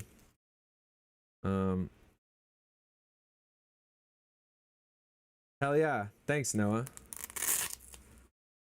Oh yeah, so speaking of long form content, my next so we talked about next week I'm gonna do the 7-day survival challenge where I only eat things that I can find, forage, or catch. Very excited about that. My longer plan, I was telling you guys about this in the last stream. I reached out to a friend about this one. He's a local journalist who's been working for the local paper for a while, and now he's out of work and kind of like looking for something to do. And I asked him if he'd be interested in like, I don't know, just like helping me chop up ideas for this video. But I want to do a video called Hunting White Supremacy because there are some swastikas in a local park that I like to go to that have been popping up. It's like this abandoned building site. They just like appeared all over the place one day recently. I've seen them there before, but they got covered up, and now they're back, and they painted over some art, and like there's like a big fat piece of concrete that you can only really see from a certain angle, but it's got like a big like neo-Nazi Hail Hitler blah blah blah. So I was watching this video on anti-fascism a few weeks ago, and they were talking about how anti-fascism is not a organized movement. It is a collection of community members that emerge and start taking action in response to fascism appearing in their communities. And that was very inspiring for me. And I was like, you know, I would really actually be interested in making a video and just doing like a personal investigation on like, you know, using these swastikas as a jumping off point, going into the park, introing with that, you know, kind of like covering them up while I'm there. But also like using that as a jumping off point. Like, is that just teenagers being shitty? Cause I used to have friends who did shit like that when I was younger. That was like a middle school thing when we were kids, you know, you fucking edgelords, I guess, if I'm using that word right. But I'm really interested in like looking locally and seeing like, are there groups that are like active out here, and like how are they signaling people that that's what they do? Where are they organizing and how are they organizing? Are there like dog whistles in the community that are meant for white supremacists, you know, because they use I don't know if you guys know this shit, I don't know if I'm just talking out my ass, but you know, like dog whistling and symbology is really big in these communities because it's like, you know, if you're part of the community, you know what it means, but if you're not, you won't. and it seems innocuous. And I know some, I guess, but I really don't know much about it. And I'm just interested. I know that people who have moved out here who are not white, even like just like 10 years ago, experienced a huge amount of racism. This community has that pretty deep in its roots. But now there's a lot of people who've moved out here, and there's just like a new generation of people who are growing out of those beliefs. I'm really interested because I didn't grow up out here. I didn't really know about what that was like in this community. The like Seattle where I grew up is super blue, and that kind of stuff does exist, but it's very like siloed. So I'm interested, and I'm gonna start like digging into it and kind of filming that process and seeing what might maybe comes out of that. It's a little bit of a scary idea because I don't want to like, you know, piss off people who might be potentially violent in my community. But that's another long form plan that I've got going, and I know that's a little adjacent from building content, but that's something that I am going to be working on. What's something you keep wishing you could find online and YouTube that you never can? I feel like that answer could be the niche message that you personally could sustainably use. Yeah, I mean, that's a good question. I feel like I look into that a lot. Later Star. Yeah, I mean, I think, I don't know. I like YouTube, and a lot of YouTube content kind of feels like slop. And I'm interested in just like,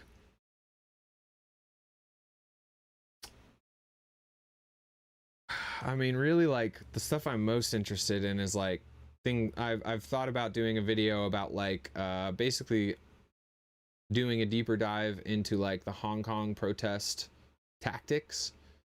I'm really interested in like resistance tactics. That information is very hard to find so far from my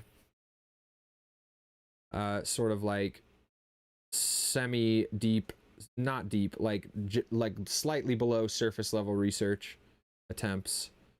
There are books, but I feel like a lot of the books are more focused on the philosophy or like more ephemeral mobilization tactics. I'm really interested in kind of like worst case scenario shit. Like if you are living under a government that does go full send into authoritarianism and then into a martial law of some kind, or there is a police force that operates with immunity that is, you know, acting violently towards the citizens, and if you don't stay in line, then you could get scooped up and sent away to somewhere where no one can find you and you may never return. You know, for some reason I'm interested in that stuff, right?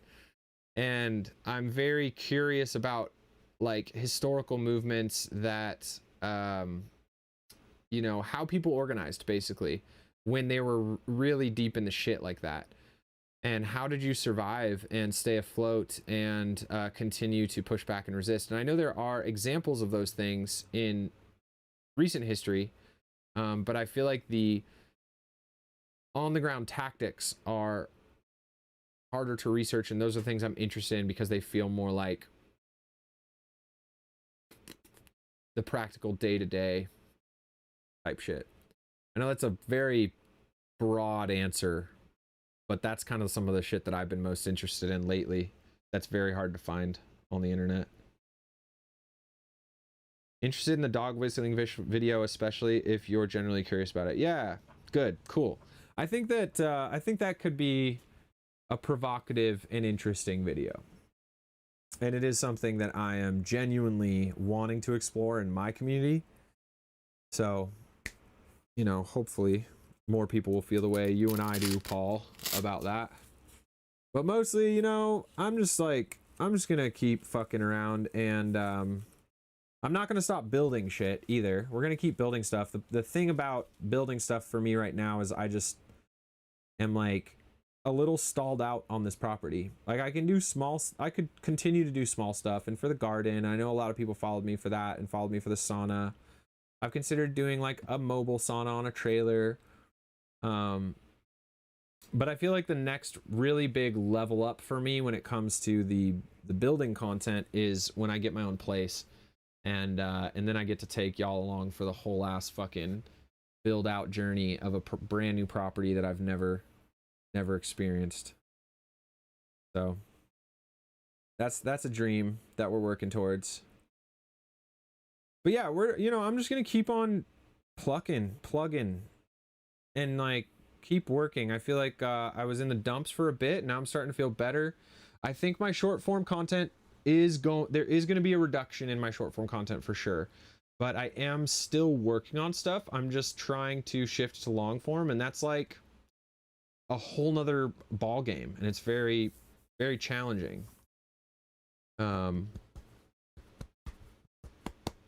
if I but I think it's where I want to go, and building a stronger community, doing more live streaming. I'd love to figure out a way to do more of building on the live streams. I feel like when I've watched the POV back, it's kind of hard to track, and it makes me kind of seasick. And so I'm thinking for our next work day, I'm probably just going to use this setup on the tripod, and see how that goes. Because I feel like the camera quality off of my phone is way better than the GoPro. But anyway, I'm gonna, let's see.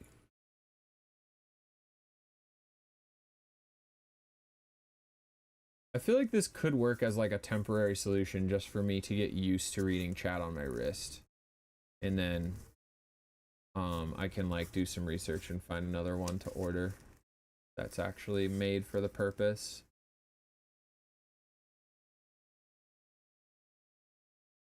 So maybe if I just I think I do have some hair ties around here. I think a hair tie was a good suggestion.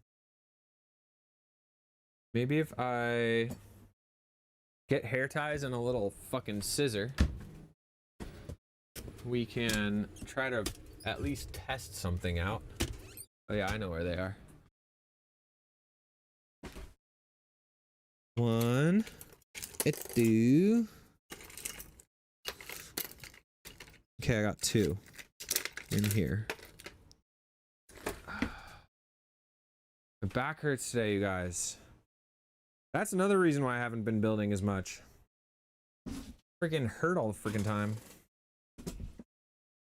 Sorry for the questions. I'm just so curious. How did you get into music? No, dude, I appreciate the questions. If you weren't asking questions, I'd literally be sitting here doing nothing. It's nice. I feel like having y'all active in chat really makes this a lot easier and more fun for me. How did you get into music, and did you find it necessary to know people who are also making music? Oh man, my music journey is a whole ass can of worms. I have edgy, maybe a little bit edgy feelings around like musicians and people who dedicate not people who dedicate their lives and energy to music. That's amazing. More like people who kind of like shit on other people because they don't know how to do music, which is a lot of what I've experienced with musicians when I was younger, when I was first learning. I played like in band in elementary school. I sang in the choir at church, stuff like that, but I did not have any like formal music training. Here, I'll put this back out so we can see what I'm doing on screen. So I didn't have any formal music training. I got into music via the drums. I started playing the drums, which I actually got into via Rock Band when I was like 16 or 17. And I had always wanted to play the drums, but had never really committed to it or had the money for a drum set or space for a drum set. But I'd always been interested in it, and then started playing Rock Band with my friends, and I was like, whoa, this is really fun. And I feel like I had a little bit of like baseline sort of talent when it came to rhythm. And so then I was like, oh wow, I really want to do this, and I want to play less video games because that's all I really did when I was younger, which I love video games, but I was ready to like try something else. And so I started being like, well, I'll just practice drums on the Rock Band set. And anyway, I ended up getting a drum set, like just started learning that way, and was really into drumming. Played for my church.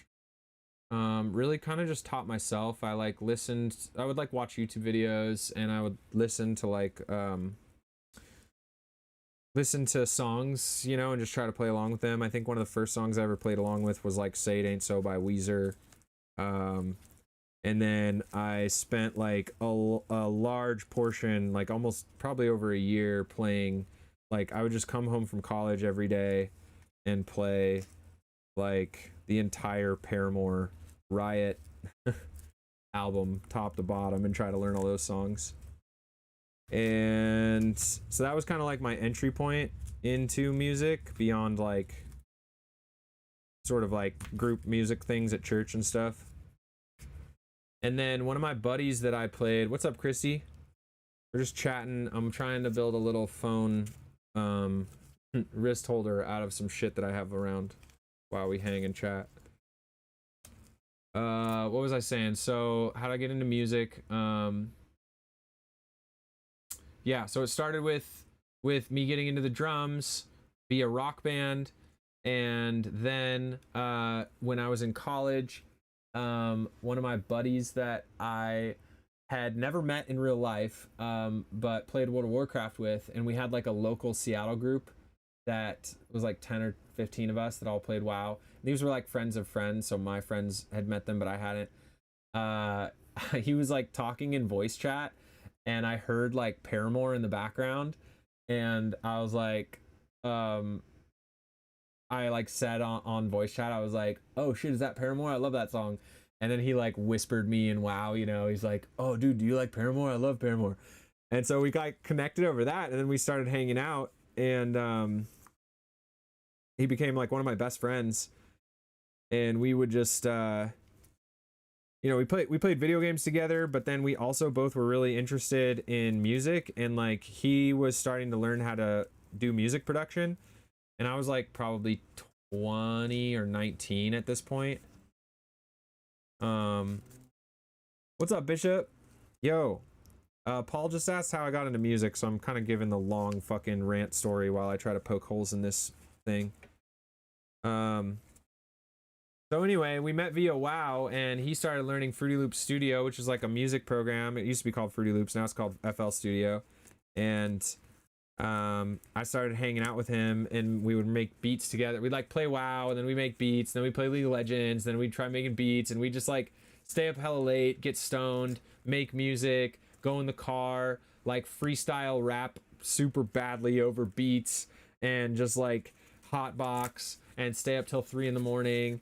And at first I wasn't that interested in like the production side. I just wanted to learn how to rap. And then, this was back when like Mac Miller had like just started to pop off, and I feel like white rappers were less common at the time. And that was like young Jake was like, oh, I have rhythm, I want to do that. Even though like I didn't even like rap when I was a kid, it's funny to look back on that. But I really love rapping. It's a very fun, I was really into writing and rhythm, so it just seemed like a very natural thing for me to explore. So yeah, that was kind of like the genesis of me getting into production and then rapping. I always wanted to sing, and I've just kind of like slowly practiced singing over time. I think what really improved my singing was one of my friends took me karaoke, and like then I started getting really into karaoke, which helped me learn how to sing a little more comfortably. But yeah, I mean, a lot of it's just been like trial and error, learning myself. Eventually, I started to get more into the production side of things and started producing my own songs and just like messing around. I would just make it on like whatever fucking shitty computer I had at the time. I made like beats in fucking Thailand on my iPad. The first album I ever made was while I was traveling in my van on my iPad, and I just like hadn't made music in forever, and I was like, damn, I miss making music. I'm gonna try. And I had this little USB microphone, and that's really what started my more like modern interest in making music, or like actually, I don't know, putting my music out into the world. Was that trip, because I made, you know, a set of songs, and I was like, oh wow, this is cool. I've never made this many songs before, especially in a row like this.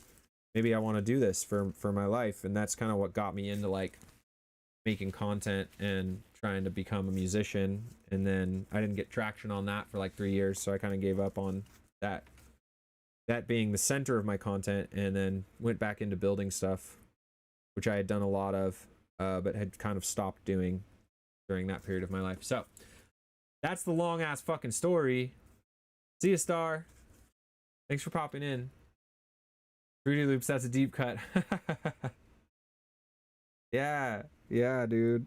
I know. I still call it that. And like, yeah. I think early, like on last stream too, I was like, man, I wish I could just be on Ventrilo with you guys so that I don't have to fucking read chat. And then I was like, no, I don't think I've heard anybody say Ventrilo in a long ass time. I think there are updated tools for voice chat. If you guys don't know, Ventrilo was like an old, like super basic but really functional voice chat like system, whatever software that we would use on WoW. It was like the standard. If you were raiding, you had to have vent.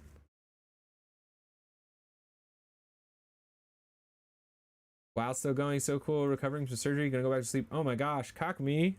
I hope you're all right. Thanks for popping in. I'm trying to get this. So here's what I've done, you guys. I've punched a hole here and a hole here. I'm not really fully thinking about what I'm doing because I'm kind of talking to you guys at the same time, but that's okay. And I punched another hole here and here, so I got holes here. And I'm attempting to thread this hair tie that I just cut in one side, and then I will tie it, and then I will thread it in the other side, and I will tie the other side, and that will give me a strap that I could throw over the phone to help hold it in place. What do we think about that?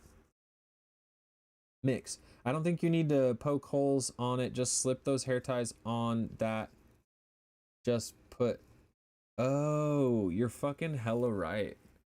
I could just put them around it. Wow, that's a good idea. Damn. That works so well. Well, damn, now I need another hair tie because I cut this one. Mix. I could have used that suggestion like 20 minutes ago.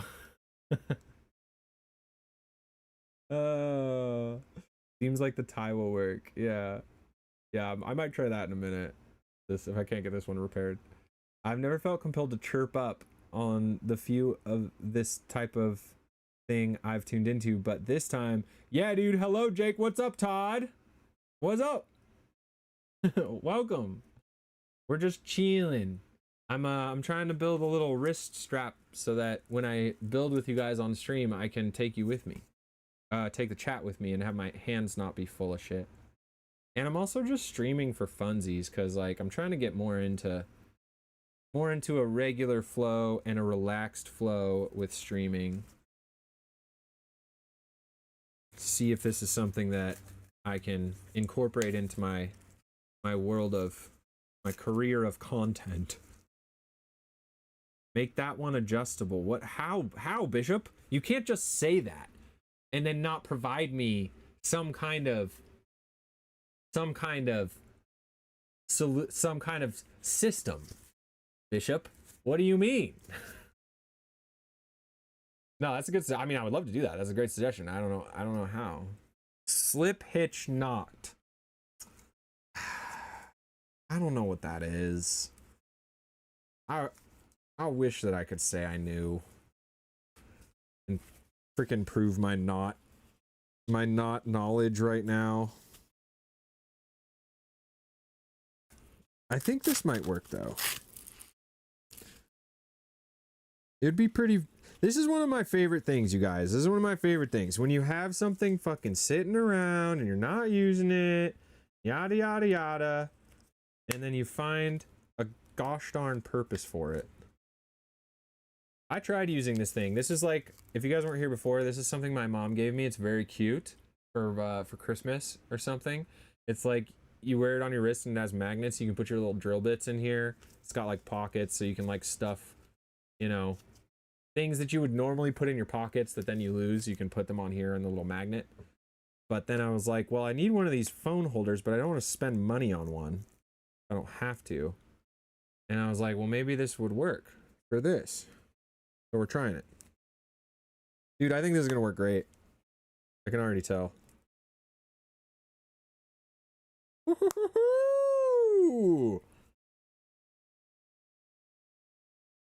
We're legit now. Who gave that suggestion? Mix has the current MVP of the stream for solution suggestions. Thank you, Mix. That was a great idea. Yeah, but chat is so slow. I know, it's true. I can't be mad. That would be one of the coolest things if you could like... Actually, yeah, it would be really cool. I guess maybe that's why people try to get their latency so low on chat so that they... Or on stream so they can see the chat faster. Sorry. Oh, no. Fucking don't Siri right now, bro. You guys want to know something funny? The other day, I was watching a YouTube video, and in the YouTube video, they were joking about something, and they were like, hey, Siri, call... Don't do it, Who Siri. do you want to call? No, shut up. They were like, hey, Siri, call 911. And my phone picked it up and started calling, and I had to like run over there and stop it. Do you have an oh shit case on your phone just in case? Yes, I do. This case is like, it holds my, it's like my wallet too, but it's, I've dropped this thing a lot. This case has seen some, this was the phone I was using all through the pallet cabin build. And then, this year, I really wanted to not have to like have my work on my personal life so mixed. So I invested in a business write-off and got myself another phone that is just for content. But the point is, this guy has seen some shit during the pallet cabin build. I like dropped like a piece of lumber, and it like came down, smashed into the phone, threw the entire tripod to the ground. It like shattered this little thing that I used to pick up the mics. Oh yeah, this thing right here like was plugged into the bottom of the phone, and it fell like 7 feet directly onto that, shattered it. Not even a scratch though. Dude, this is sick. Look at that. Like, is it cumbersome? Yes, a bit, but it's way better than having to like hold the phone in my hand, set it down, go find it, read chat. That's gonna be a sick tan line for real, dog, for real. That's gonna be good. Oh, you guys want to see? Speaking of sick tan lines, I got a new. I was a little bit tipsy, I should say, the other night, and I saw these shades for $10 while I was buying Oreos, and I bought them, and I'm calling them my Chud shades. Nobody else has laughed at that yet, but I think it's funny. What do you think? Do I look like a Chud? I didn't even realize how red, white, and blue they were when I bought them. I feel like it's like I'm trying to, you know, it's like when you adopt the mannerisms of your enemy to diffuse their validity or potency, you know? Like a bunch of like city people now wearing camo, and all the rural right wingers are pissed off because they wear camo, but they work at a coffee shop. It's like, I can wear chud shades too, bitch. they're actually really comfortable. So yeah, I'm excited about those. But I can't wear them on stream because I can't see the chat without my glasses. I can't see without my glasses.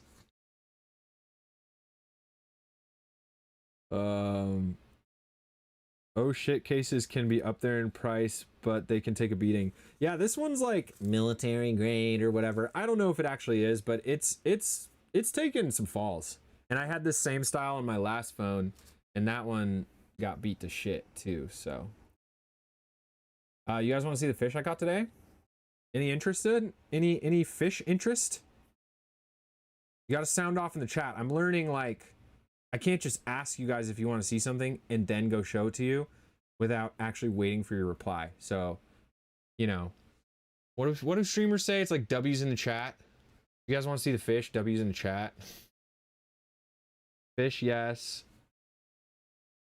Put his glasses on him. He can't see. That's cool. Can't see. We got a yes. We got a sure. Now you need to build one for the other phone. No, see, I don't need that phone on my wrist because the other phone's going to be on a tripod, I think. I don't think I'm going to use the GoPro anymore, you guys, unless y'all, like, I might use it sometimes for certain jobs, but I feel like it's not, like, when I watch the GoPro footage, I just get seasick as hell. And I also feel like you can't really see. If it was, if it tracked my eyes perfectly, that'd be fine, but the head mounts are, like, really cumbersome and awkward. So anyway, I think I'm gonna use the phone on a tripod when we go build now, which will be better video quality. And like, I'll have to move it, but I do that anyway when I'm working now, so I'm kind of used to that. All right, let's have a looky at the fish. All right, okay. Say no more. You don't gotta tell me twice. It's not as beautiful as it was when I caught it, but it was pretty gorgeous when it came up. I caught this fish in like 5 minutes.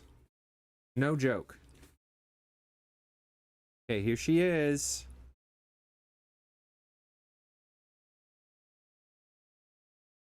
Beautiful cutthroat trout. Huh? What do we think? So you know it's a cutthroat because I'm pretty sure. Correct me, chat, if I'm wrong. I'm still learning. But you know it's a cutthroat trout because of all... And they look different everywhere, but this is what they are here. They've got all these spots all up and down them, and it's kind of got this green tone. And then they also have... like oranger fins. You know, I could be wrong though, because a lot of times they say cutthroat trouts, they will have a little, they call them cutthroat because they have a red marking right under their throat. That's like where they're, you know, cutthroat or whatever. But I'm pretty sure this is not a rainbow trout. I'm pretty sure this is a cutthroat. They usually have these orange fins and these like large spotting all the way down, and then the green cast, the green coloring to them. So very pretty. Very pretty. He's like 15 inches. He's pretty chonky. I was going to eat it tonight, but then I got distracted. So tomorrow.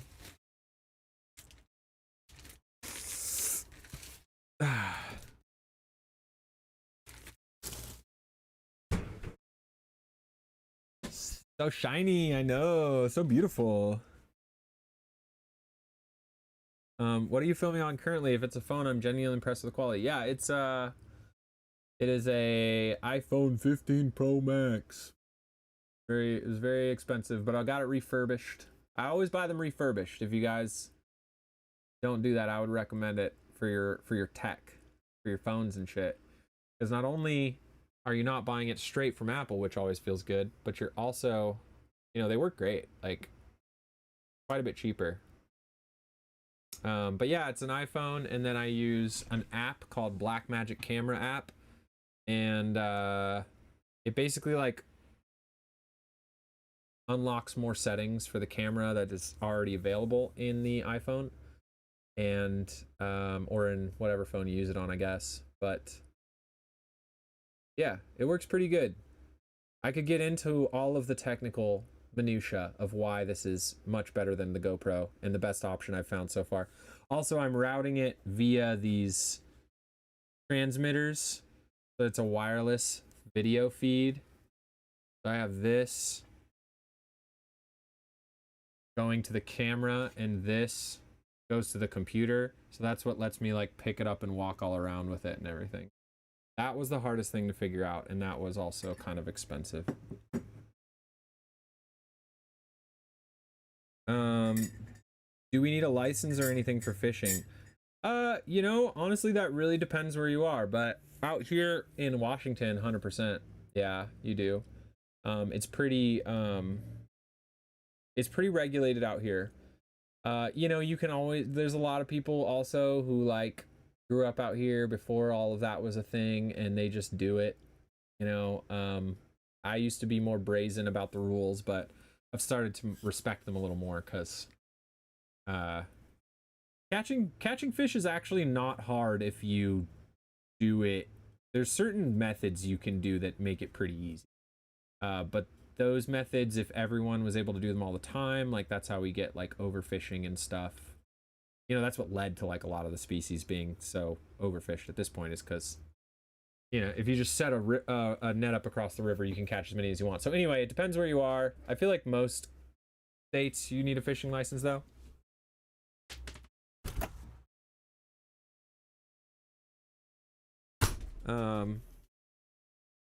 But you know, I think it's like $50 for the year. And if I was like in a position where I needed to eat and I couldn't afford a fishing license, I would just go fishing. But fishing is kind of an it can be an expensive thing to learn initially, because it's very confusing. It's not, it doesn't have to be an expensive thing. But when I first got into fishing, I didn't know anything, so I just went and bought a bunch of stuff or found stuff that people gave away. And you know, you really don't, it's like every type of fishing kind of requires slightly different stuff to be successful at it. So you just have to figure out like the type you're doing, and you know, only get the things you need for that, and then it's not so bad. But anyway, I don't use iPhone, can't afford them, and I won't have to replace it in a year. Dude, honestly, I'm about to get off the iPhone train. I'm not gonna lie. I'm so like, just Mac in general. I feel like I always grew up using PC, and then I think a friend gave me their, no, what happened first actually was I really wanted to use Procreate. If you guys know what that is, it's like an iOS only app that's like Photoshop, but it's only like drawing. And at the time I was trying to start a career as an like a sort of like a graphic design artist, but more like someone who just made art and posted it on the internet. And I was starting to make a little money doing it, and I really wanted to use Procreate, so I bought an iPad for that. And then a friend gave me their old iPhone, and then I wanted to use Logic to make music, so I bought an old Mac. And at that point, and then it was like, that was it. That was like, I was all Apple. And that was probably like 10 years ago or something now. And, but I'm kind of over it. Not only like the ecosystem, I don't fuck with Apple as a company really, even though I use all these products. I never buy any of their shit new. I always buy it used if I can. But I just hate the way, like, I opened the music app the other day and they just like shove an ad in your face right when you open it. I'm like, guys, I already bought your shit. Just leave me alone. But more than that, I feel like there's a lot of weird incompatibilities that aren't necessary that Apple creates. Like they force you to buy the new thing, or they don't let you use a program because they want you to use theirs. It's like just dumb shit. Is that a pupper? Yeah, it is my tar. It's my tar baby. Tartar. She's sweetie baby. Princess baby.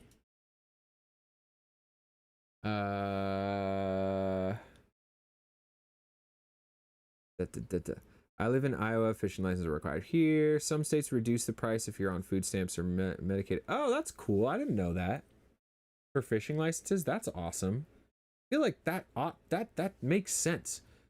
Like, now that I know how to catch trout like that in this lake that I go to, if I wanted to, literally, I could eat trout every single day, which is what I'm going to be doing next week probably. But, you know, I could eat trout every single day, and the only thing that I pay for to do it, now granted, I got an old shitty boat so I can get out there. I got an old shitty outboard motor and got it running so that I could use a boat, right? You don't need a boat to fish, but the type of fishing I'm doing where allows me to catch a lot of fish. So I've invested some money up front, right, to like make it possible.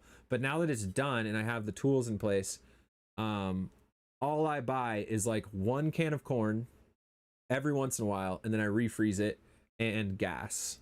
Get out there, and gas is pretty cheap. Like, I think last year I only burned maybe 5 gallons of gas a whole season. So, you know, you could eat fish every day if you can figure out the right way to catch them. I love your humor. Thanks. Thanks, Greyhound. I can be funny. I can also be a little sad and serious. Not too crazy about androids, but I can use them until they give up and replace it when necessary for not too high a price. I'm interested. I had an Android was my first smartphone way back. But I didn't really ever use them. I'm like, what makes me nervous about just jumping into the Switch? I've been researching. I'm gonna do it. I'm gonna start with a new PC. I'm not gonna get another Mac. I'm done with Mac PCs or laptops. What makes me nervous is that, like, basically handling video files, and like, can I keep something of a similar workflow so that it doesn't throw, you know, it's like when you try to learn a new software program, or you try to learn a new tool at work, or you try to whatever, it takes time.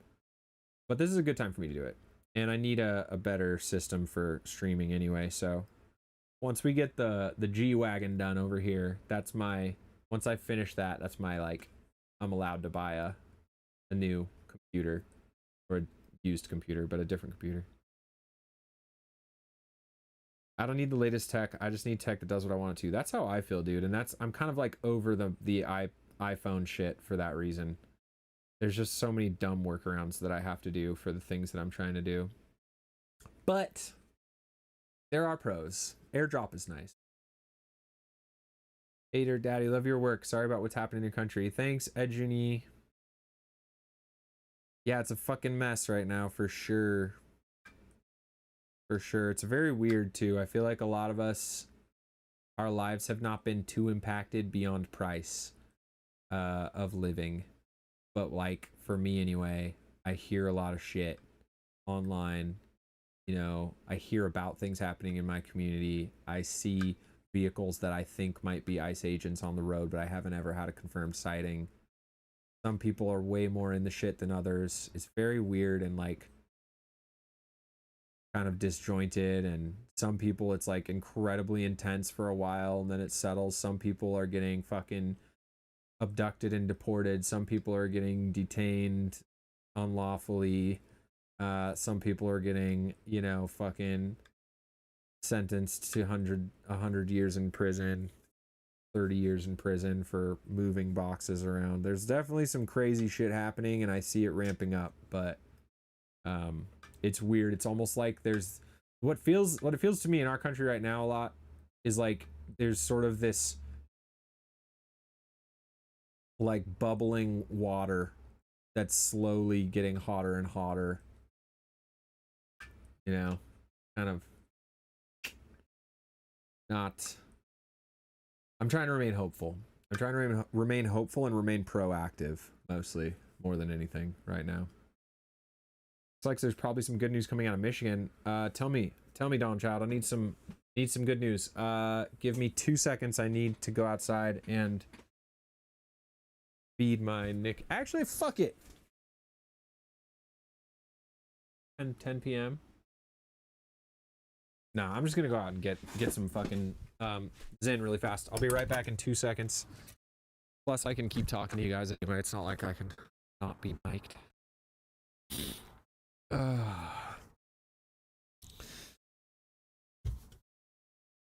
Oh, derp, derp, derp.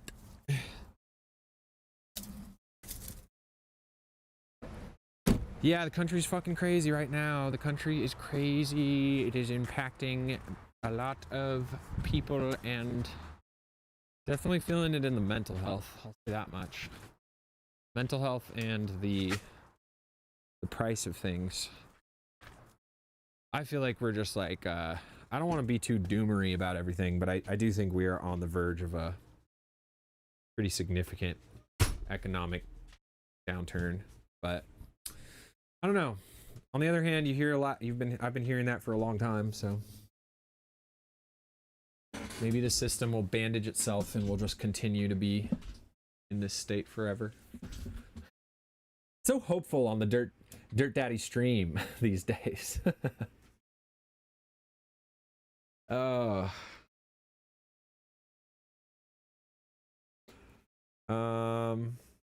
I just read Into the Wild. Do you have any thoughts on Christopher McCandless? I've never read it. Into the Wild isn't he, so that's the story where the guy goes out into Alaska and then he tries to survive and then he ultimately dies. Doesn't he eats like a plant or something that causes him like to have like pretty bad diarrhea, something like that, right?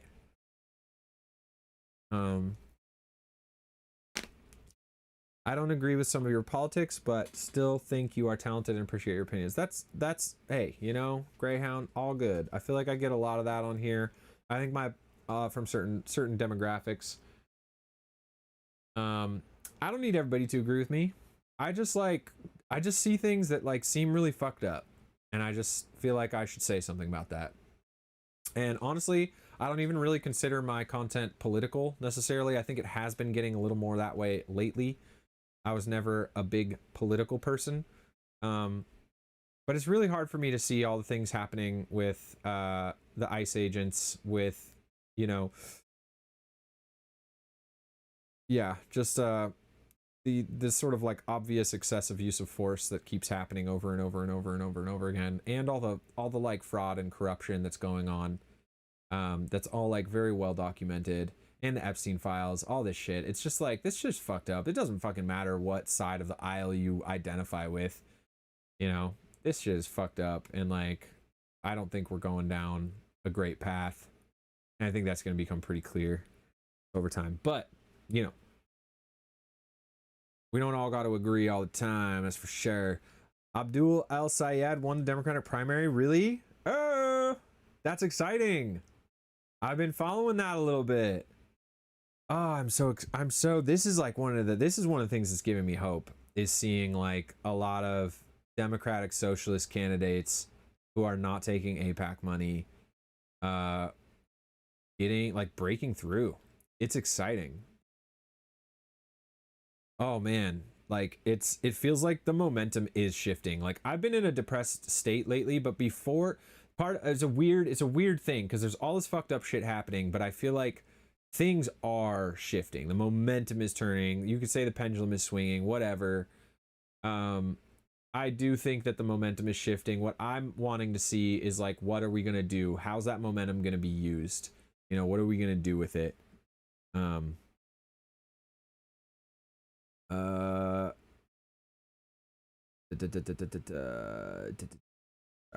I got a little tapped out of chat for a bit there.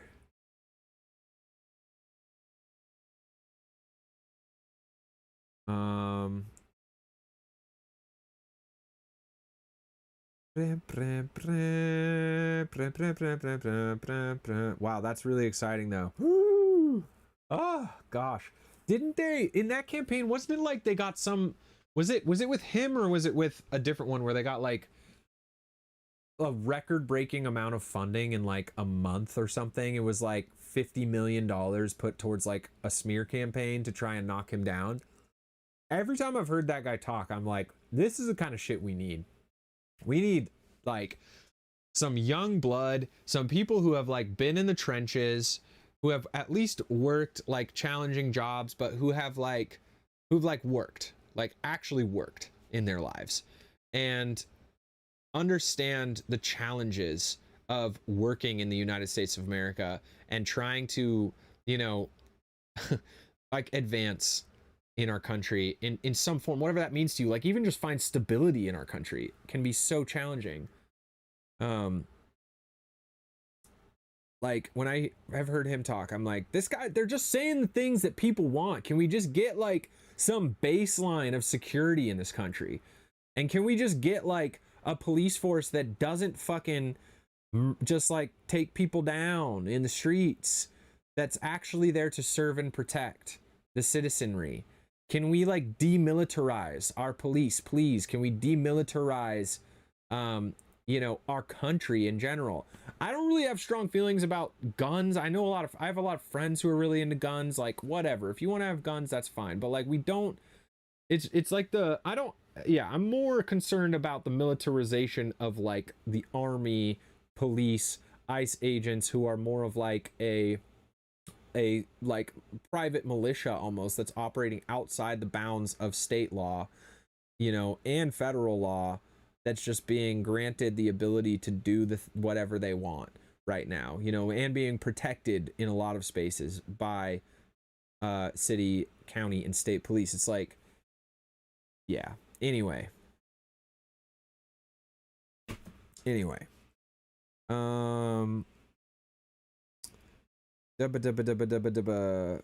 Running against shared. Sorry, I got on a rant again. They're saying it's too close to call, but he's definitely ahead. Woo! That's exciting. I'm in Uckland, so I have it pretty easy up here. Sending love and warm toasty hugs. Have a round of Milo on me tonight. Thanks, Awkward Squirrel.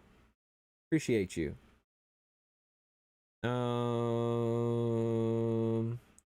We even have a DSA candidate running here in Florida. Yeah, I've heard there's I think I've heard about that.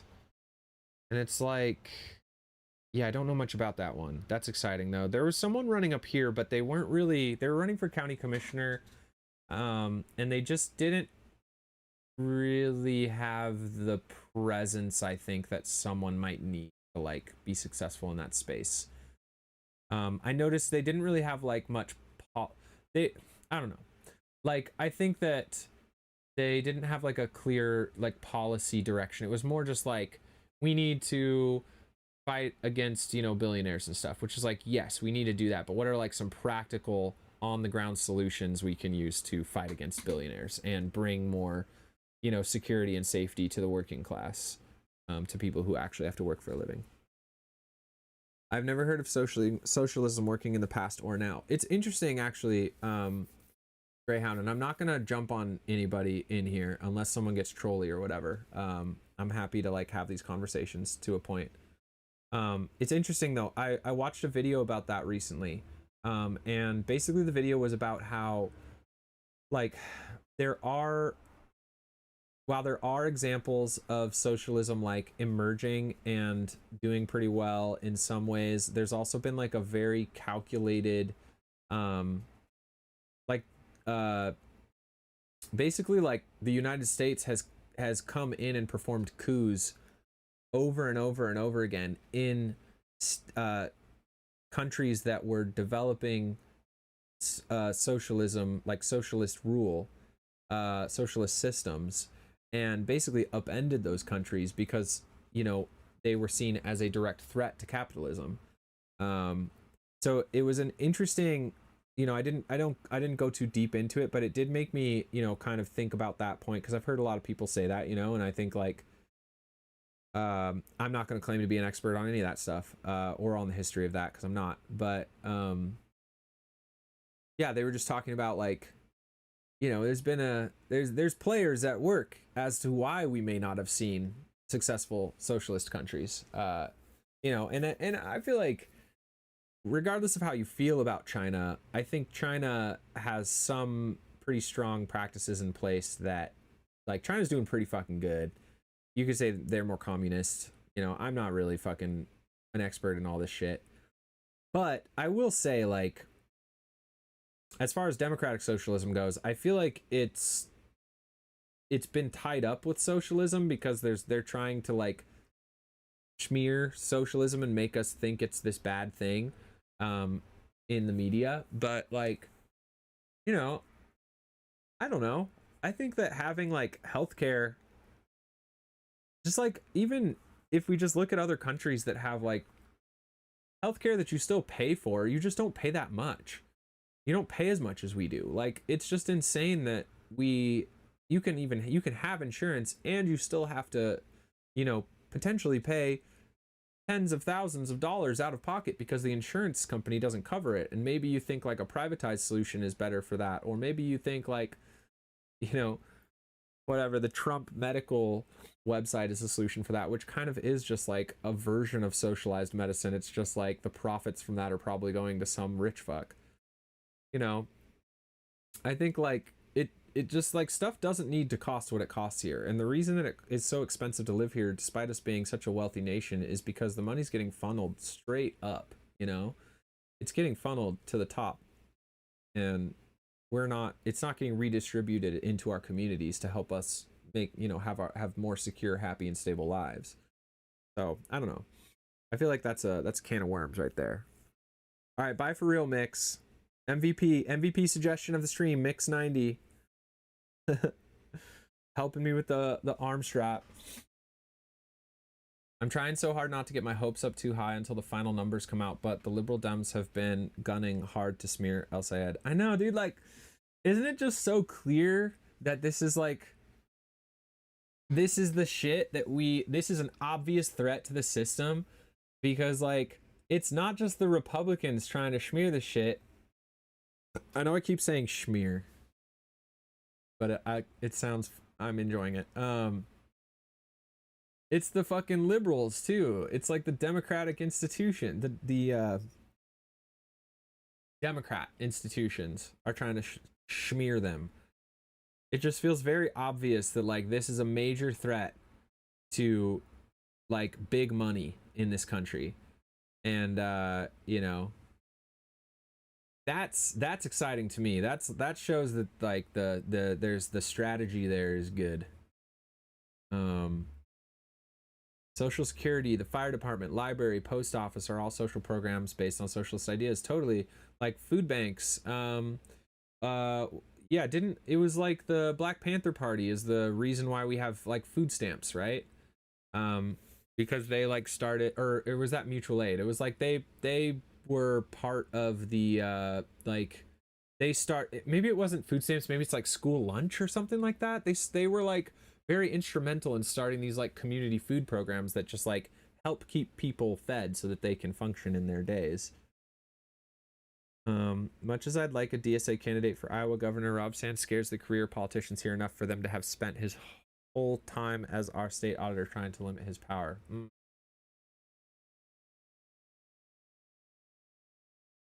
Interesting. Yeah. I mean that does feel like there definitely feels, the DSA thing I think is it does give me hope.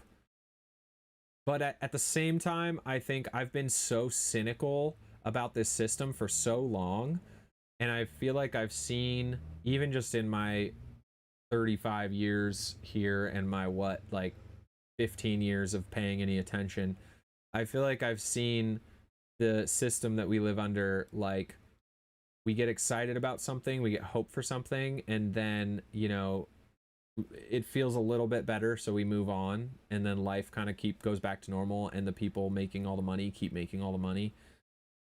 So I don't know if a system-based change is really going to be enough. But it is hopeful. It's something to look at. China has artificially inflated its numbers for years, not saying America got it figured out either. Yeah. I mean, I'm not putting China on a pedestal. I feel like China's done some pretty awful shit in the past too. And China is like almost, I've seen some videos where they kind of talk about how China is like, it's kind of also just bowing to capitalism. It's just doing it in a different way. it's not really like, it's not, I don't think China is like the shining model to want to represent, but I do think that they have some aspects of their society seem like really nice to have. Like they would make life easier if we had similar processes like that. Both parties are awful. Yeah, I'm not really about red versus blue, honestly. Libs are more harmful than anyone else. Yeah, I mean, I don't know if I would fully agree with that, because I think that if we just like remove ourselves from party politics for a second, like I think the people who are the most harmful right now are the people who hold a lot of power and money and influence and are using that to like basically subjugate the working class and like extract as much value from us as they possibly can, without giving us much back in our actual like communities to help our lives improve a little bit. So I think there are people on both sides of the political spectrum, on all sides of the political spectrum, who are doing that, you know. And I think right now the Republican Party, whether or not you like them, I think that it is pretty clear, depending I guess on where you get your news, but to me it's pretty clear that they are doing a lot of stripping down of protections when it comes to like freedom of speech, and you know, even like gun rights for people. I feel like they're a lot of the, I don't know, I don't necessarily agree with that whole cloth, but I think that there is definitely the problem to me are the people making the fucking money right now. Nothing wrong with socialism. Every system becomes corrupted to cater to the elite. The socialist policies in our country are absolutely necessary for our success and should continue to be prioritized. Yeah, I mean, and I think, you know, it's funny because I think like this is a point that's been made many times, but I think a lot of the folks who voted for Trump are oftentimes using a lot of these socialized uh, policies and programs. They just maybe don't see them that way. You know, a lot of people who are lower income who wanted the system to be shaken up and like were tired of career politicians because they weren't bringing anything back into the communities. You know, Trump made a lot of fucking bullshit promises that he really hasn't like followed through meaningfully on, as far as like making our day-to-day lives better. um and yeah, stripping down these socialized programs is just going to make it harder and harder to live if you end up, you know, not being able to get work for a while, or even you are working but you can't afford your rent. You know, it's like food stamps. Like every time I've had food stamps, I've still had a job. I just like could have used I needed an extra $100 a month to get food because I was making 13 or 15 or, you know, whatever. It's high. Like the minimum wage is high here, but the cost of living is high here too. So, you know, I was making minimum wage, and like that extra $100 a month, $90 a month makes a fucking big difference sometimes, you know? Black Panther started free school lunches in schools. That's, yeah, okay, cool. Yes. Um, yeah. Yeah, it's pretty cool. I didn't really even know about that until like the last year or two or something. I feel like that is a time, like a group and a time of history I would like to look into much more closely to understand this like tactic stuff that I was talking about earlier that I'm interested in. I generally feel conflicted about socialism. On one hand, I really want to get on board with it, but I also have that American exceptionalism fighting internally. Yeah, for sure. I mean, we've been conditioned our whole lives in this country to look at stuff like that and just like have a bad feeling about it instinctually without really being able to put into words exactly why, I think. For me, I don't really feel that way. I feel like it just, you know, I don't, maybe if we just like remove ourselves from the label of socialism and we just think about things like, I would like if my taxes that I'm paying went to my local community, or even like nationally to a point. Like if a tornado hits the Midwest and fucks a bunch of houses over, I'm cool with like, I don't know, like a percentage of my tax money like going to help those people, knowing that like if a tsunami hits out here, some, you know, I'll get some support from our, you know, national community to help me rebuild, right? uh it makes sense to me that like the money that we're putting into society, the point of us putting money into our society is for that money, which is just energy, to be redirected to come back to make our lives collectively a little bit better, a little bit safer, a little bit more secure. Right now it feels like the money that we're paying into taxes is getting just funneled out, is getting extracted and funneled up, I should say, into the pockets of very wealthy individuals who have more money than they could ever possibly know what to do with, other than try to fucking colonize Mars, yada yada yada, you know. Or it's going, you know, overseas into other countries that, whether or not whether or not you believe the things that they're doing is good or bad, or what you know about it, you know, I kind of rather have that money stay a little bit more centered in our community, right? Um, Sorry for the off-topic question. Were you trying to fix an armband of some kind? Yeah, check it. We did it. This is the solution we came up with. I was trying to fucking, so this is for streaming when we go build.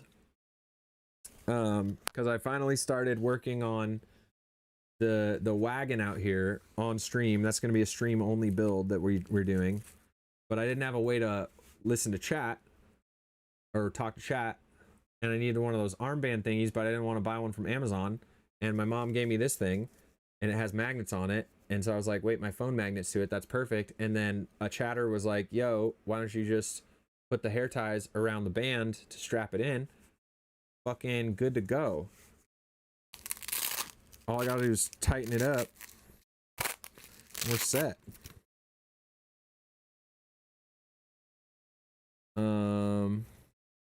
Communist got to space first. Just saying. Trump has always sold himself to someone for money. That's the thing, man. That's the I just don't like if you just look at the man's history, my friend who went very MAGA, she was like, well, yeah, you know, he might not be a businessman in terms of he does business legally, but he's really good at business because he finds loopholes to make a bunch of money. And I'm like, yeah, but like at the expense of everyone else. Like, he's been kind of a piece of shit for a long time. Like, he's always just like taken advantage of people to make money. That's like his thing. He's really fucking good at it, you know. He's a reality TV show, he's an actor. Anyway, yeah, he's really good at like at making money in ways that are questionably ethical or completely unethical. And I don't think that's a secret. I think that's pretty like obvious and like just out there in his life story. I doubt he would even like argue with that.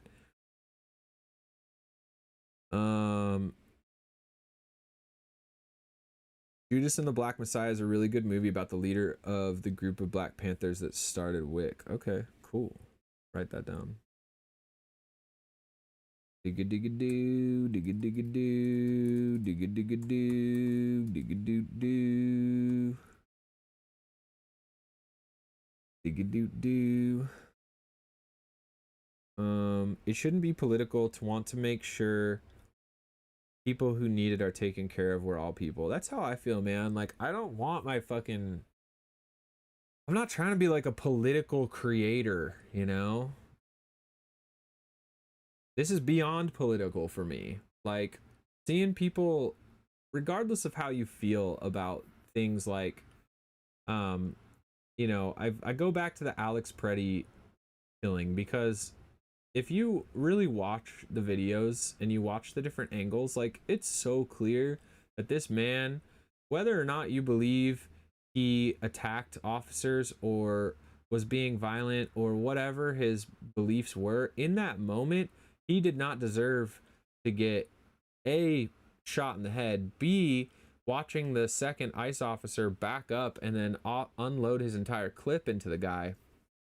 Like, that's just too far. That's way past too far. That's not like, that is not the way people ought to be treated in a country that boasts, you know, freedom of speech and freedom of expression and the right to say things that, you know, you believe without getting murdered for it.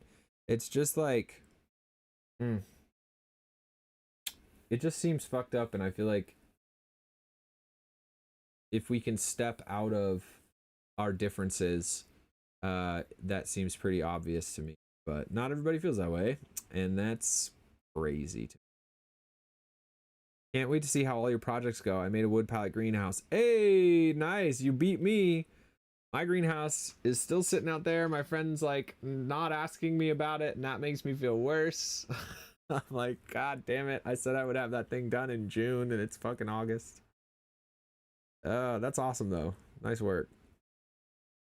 I do a lot of textile repair work, but it looks like you're all set. I was picturing something else entirely.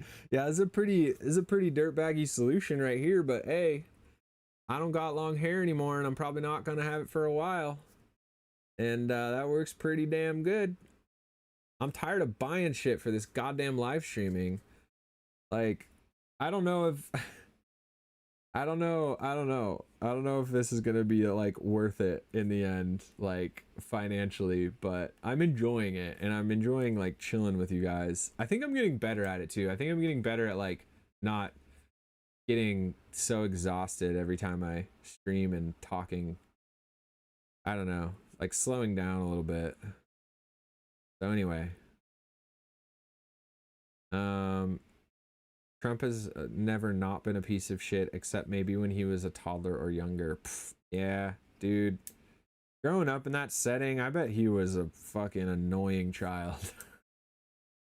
If you just had everything you could ever want, and you had probably like pretty awful role models who were like impressing upon you that you were better than other people and that you were never good enough in their eyes, I can only imagine what his upbringing was like.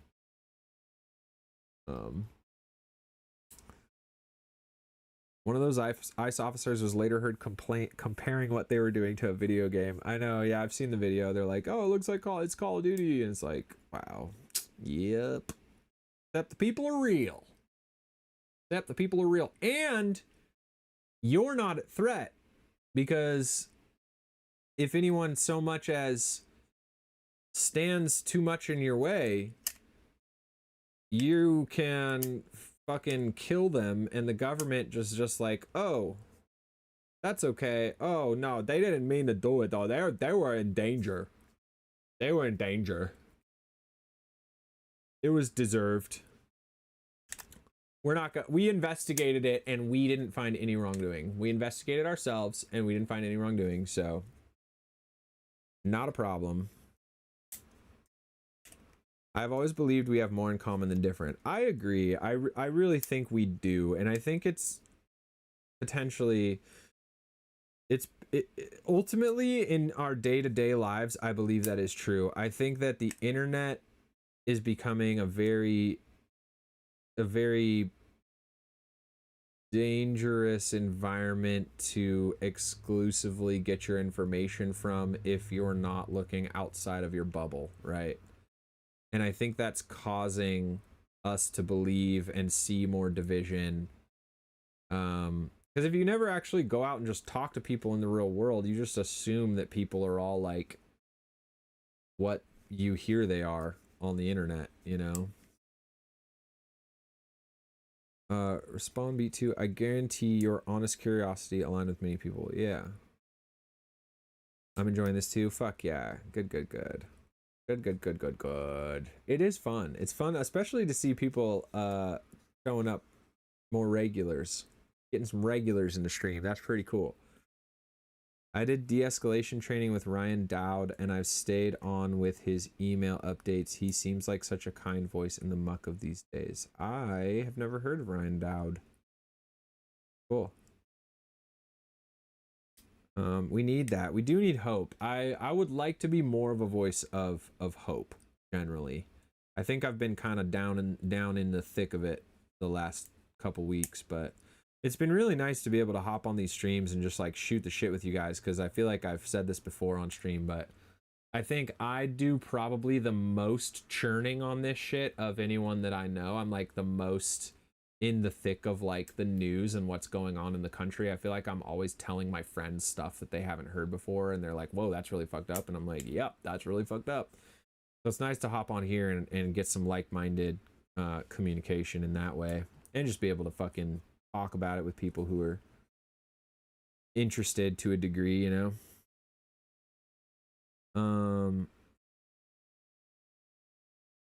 You were mistaken. The Black Panther Party ran free breakfast for kids program, not WIC. Okay. Yeah. I feel like it was a school lunch program that like set up our model for free school food. I don't know. Breakfast, I guess. Yeah.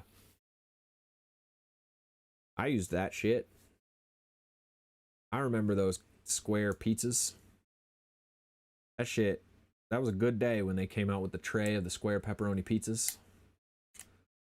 The internet gives people the ability to run off at the mouth like fools without getting punched. No one is that brave IRL unless they have a gun, and if they're protected with full immunity by the government for using that gun. That also helps. I'm typically more conservative leaning, but my social circle is pretty diverse. I had no idea you did this. This is a fairly new thing for me. This is probably stream number like 6 or 7. Pretty new. Trying to slowly migrate away from short form content for various reasons I was talking about earlier on stream. And yeah, YouTube is going to be YouTube live streaming, YouTube long form, and Patreon are going to be my main focuses moving forward. I'm just still trying to figure out my identity in all of those platforms, and even just how to do them.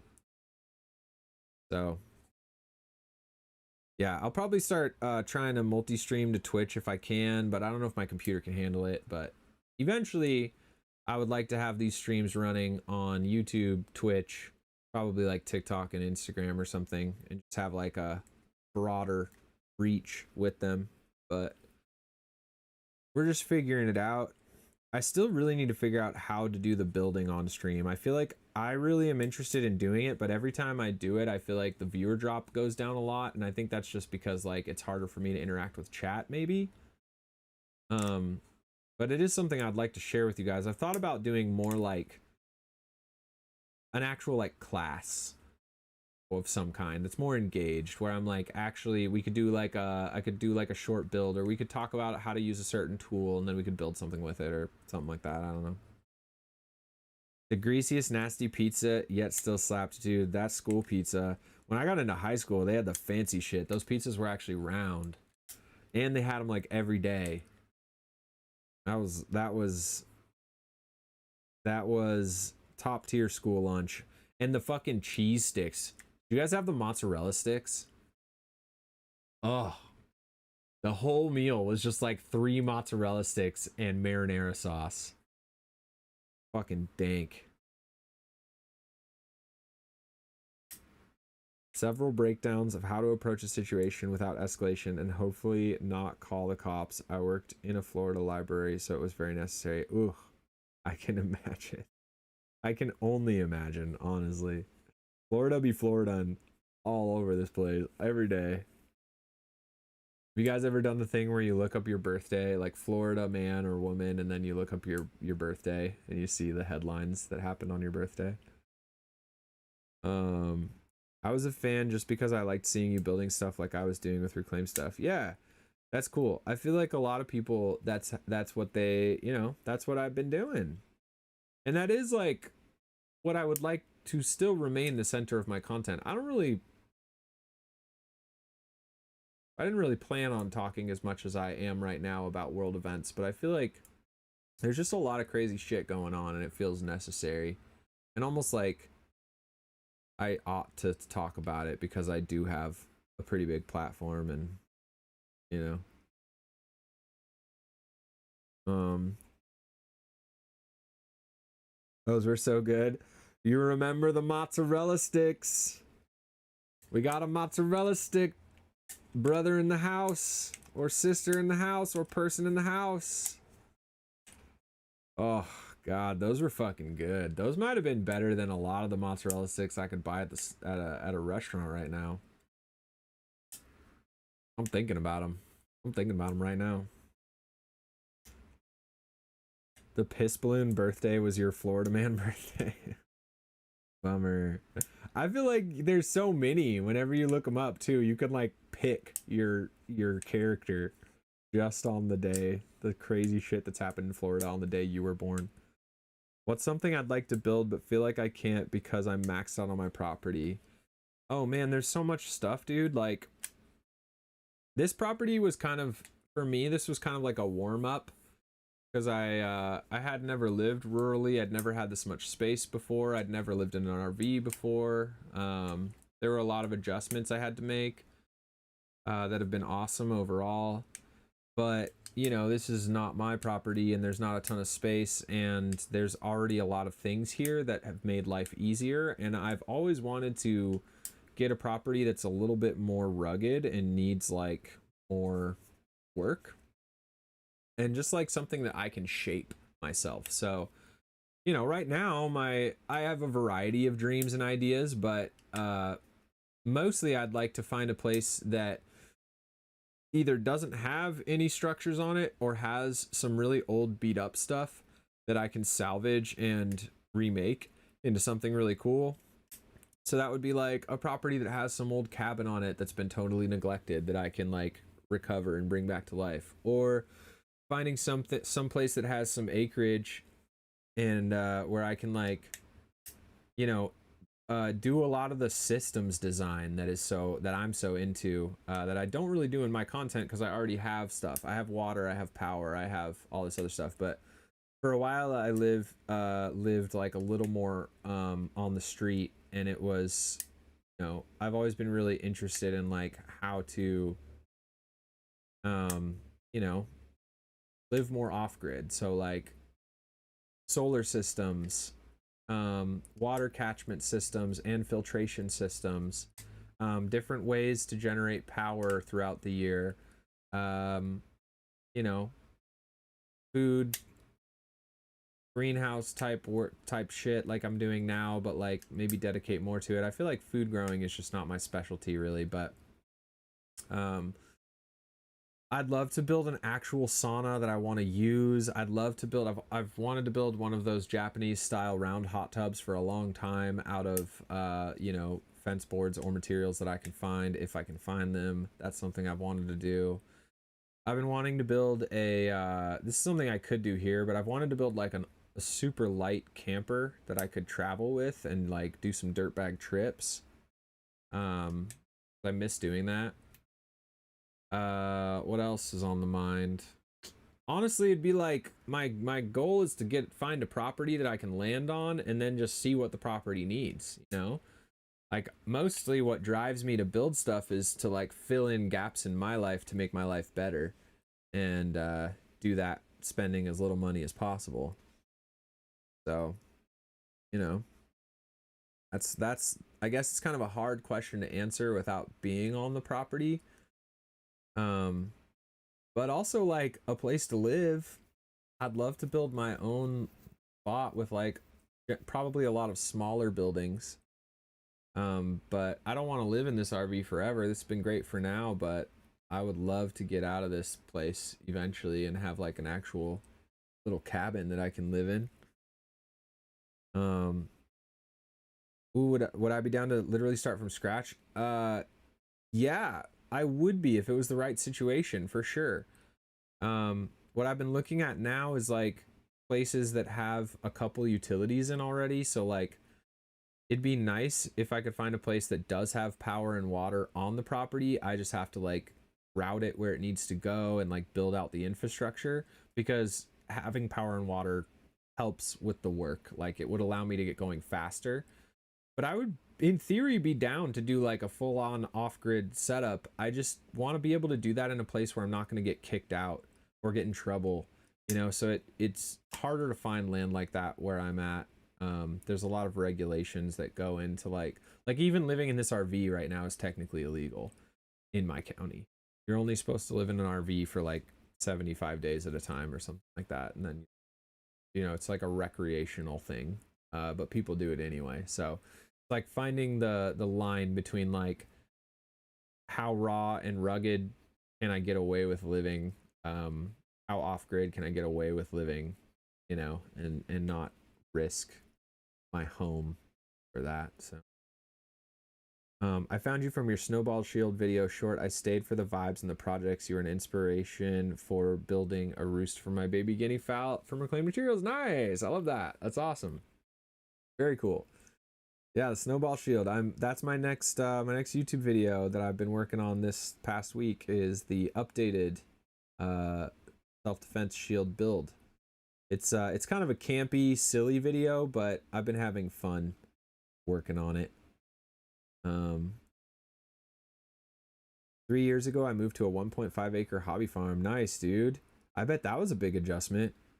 It's pretty crazy. I don't know if you were in the city before, but I pretty much lived most of my life in the city. So moving to a rural space has been definitely an adjustment, but I don't think I'll ever go back. I am like, it's just so awesome. Like traffic, there's just no traffic. And like, there's resources out here that I can be on the lake fishing for trout in 20 minutes and there's nobody else out there fishing, It's so cool. When I was living in the city, like if I wanted to go to the beach on a sunny day, there was guaranteed to be like 30 other people there.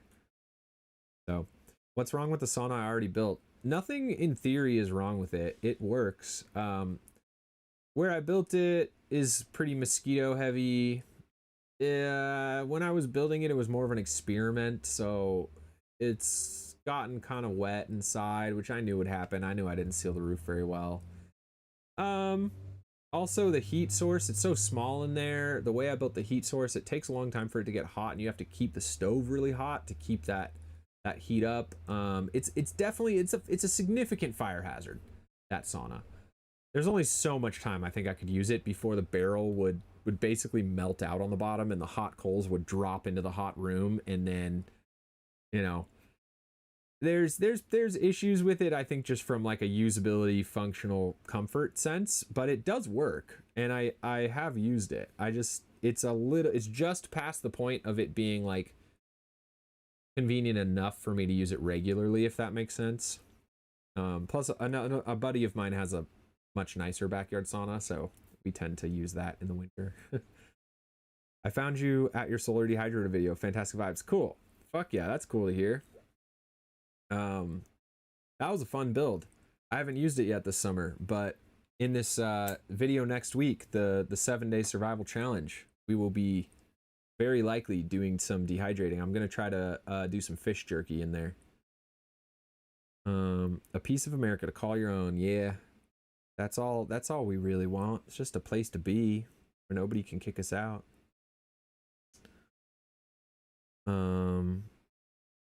I wish I could do shit like that. I'm disabled and on a fixed income. Yeah, that's hard.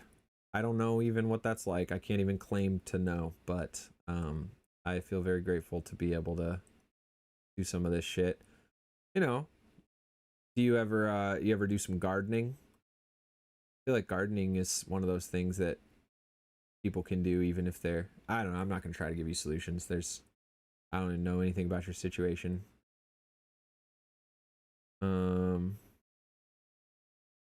Place where your time and effort work on it is not temporary. Yeah, that's kind of the thing I'm falling into with this place right now. Like everything I build here just feels temporary, and like, it's fun and I love building shit and whatnot. But I think right now I'm really focusing on trying to develop this career in content creation and make this like a long-term stable thing so that it can support me as I, when I find the property and can actually do that dream. I think a lot of people struggle because they'll spend all their money on the property and then it takes so much more time and effort and money to get it usable. So I'm hoping to set myself up really well so that when that does happen, I've got the leverage and momentum that I can like basically bring you guys along on that journey with me and then, build the property as I go and be able to trust, I guess, that I'm not gonna, I don't know, buy a piece of land and then have to fucking abandon it because I run out of resources and whatnot. But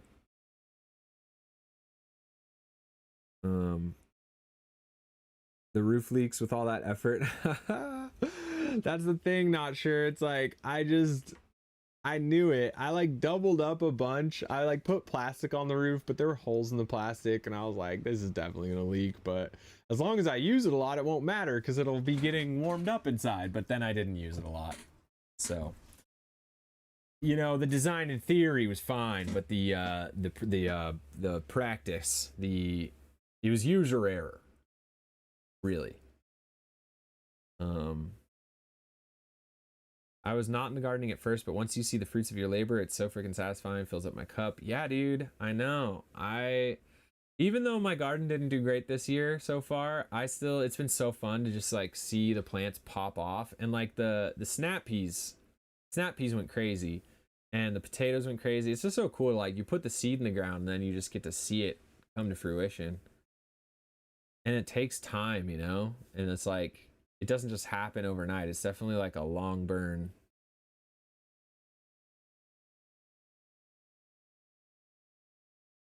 Bucket list ambition to start a community land trust, a piece of land held by a nonprofit that leases to residents well below market value.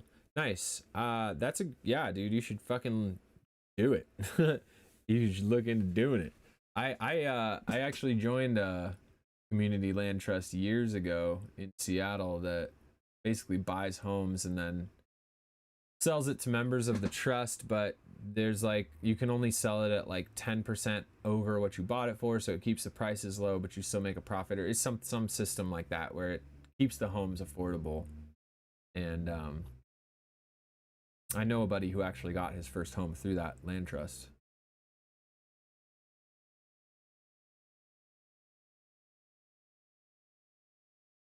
I've got to do gardening in pots on my balcony. I moved here 5-ish years ago and waited a year to see how the sun hits, but life got busy and I never got around to it.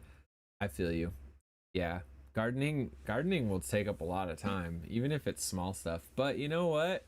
Yeah, you should, Dawn Child. You should just like start with a pot, start with a plant out there or something. And like, I feel like the more I've done just like little plants, because I'm really bad at taking care of them. I love planting them, but I'm not good at the follow through. But like, you get excited when you see one pop off, and then now it makes me want to do more. But yeah, I feel like starting small is good because then you can get in the habit of actually taking care of them. It's getting pretty late here, guys. It's almost 11. I think I might hop off. Kind of tired. I feel like yeah, it's getting close to bedtime for me. Spent a lot of time in the sun today, and probably start migrating towards bed here soon. But yeah, pretty psyched about next week's video. Oh, I forgot to mention about next week's video, you guys. If you guys weren't here earlier in the stream to hear the breakdown, I'm gonna hop off after this. This is my last little thing here, but next week I'm gonna do a 7-day challenge for myself. It's gonna be a YouTube video, but I'm going to be surviving off of. I'm basically not buying food for a week. I'm gonna clean my fridge out, clean my freezer, and surviving only off of things that I can like find, catch, or forage, or trade for, or whatever. And yeah, it's exciting. I'm excited to try. I've got kind of a plan in place for how I'm gonna do it, and I'm going to be vlogging through the process. But I also am hoping to be able to hop on stream like once per day, because this is gonna be like my main focus for the week, and just kind of like hang out, let you guys know how it's going. Maybe if I'm like making some, doing some processing in here, we can like I'll set you guys up in the kitchen or whatever while we're doing that.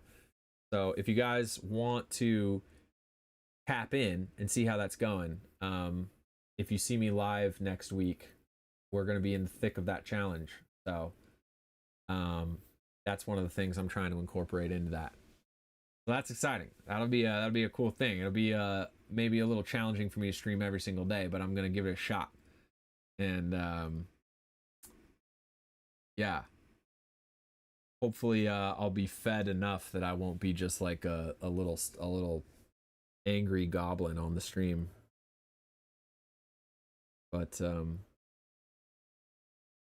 yeah, and I don't know when that video is gonna come out because I'm gonna be filming it next week. Hopefully I can get the edit together fairly quickly, but I'm trying to slow down, spend a little more time on these things and try to improve, make a better video. So all right, that's the lowdown, you guys. The challenge next week starts on Tuesday, so you know, maybe on Monday I'll go live the night before and give you guys the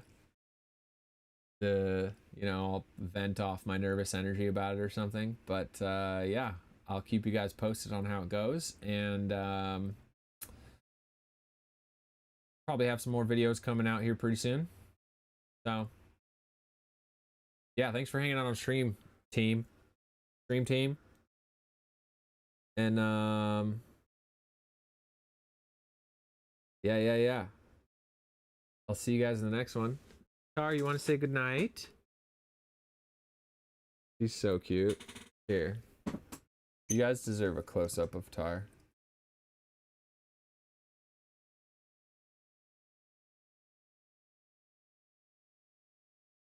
Tar. Oh, hello, baby girl. Okay, everybody. Say goodnight to Tar.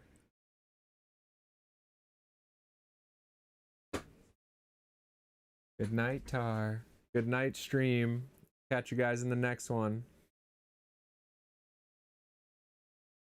Oh, she's just a baby. Just a baby.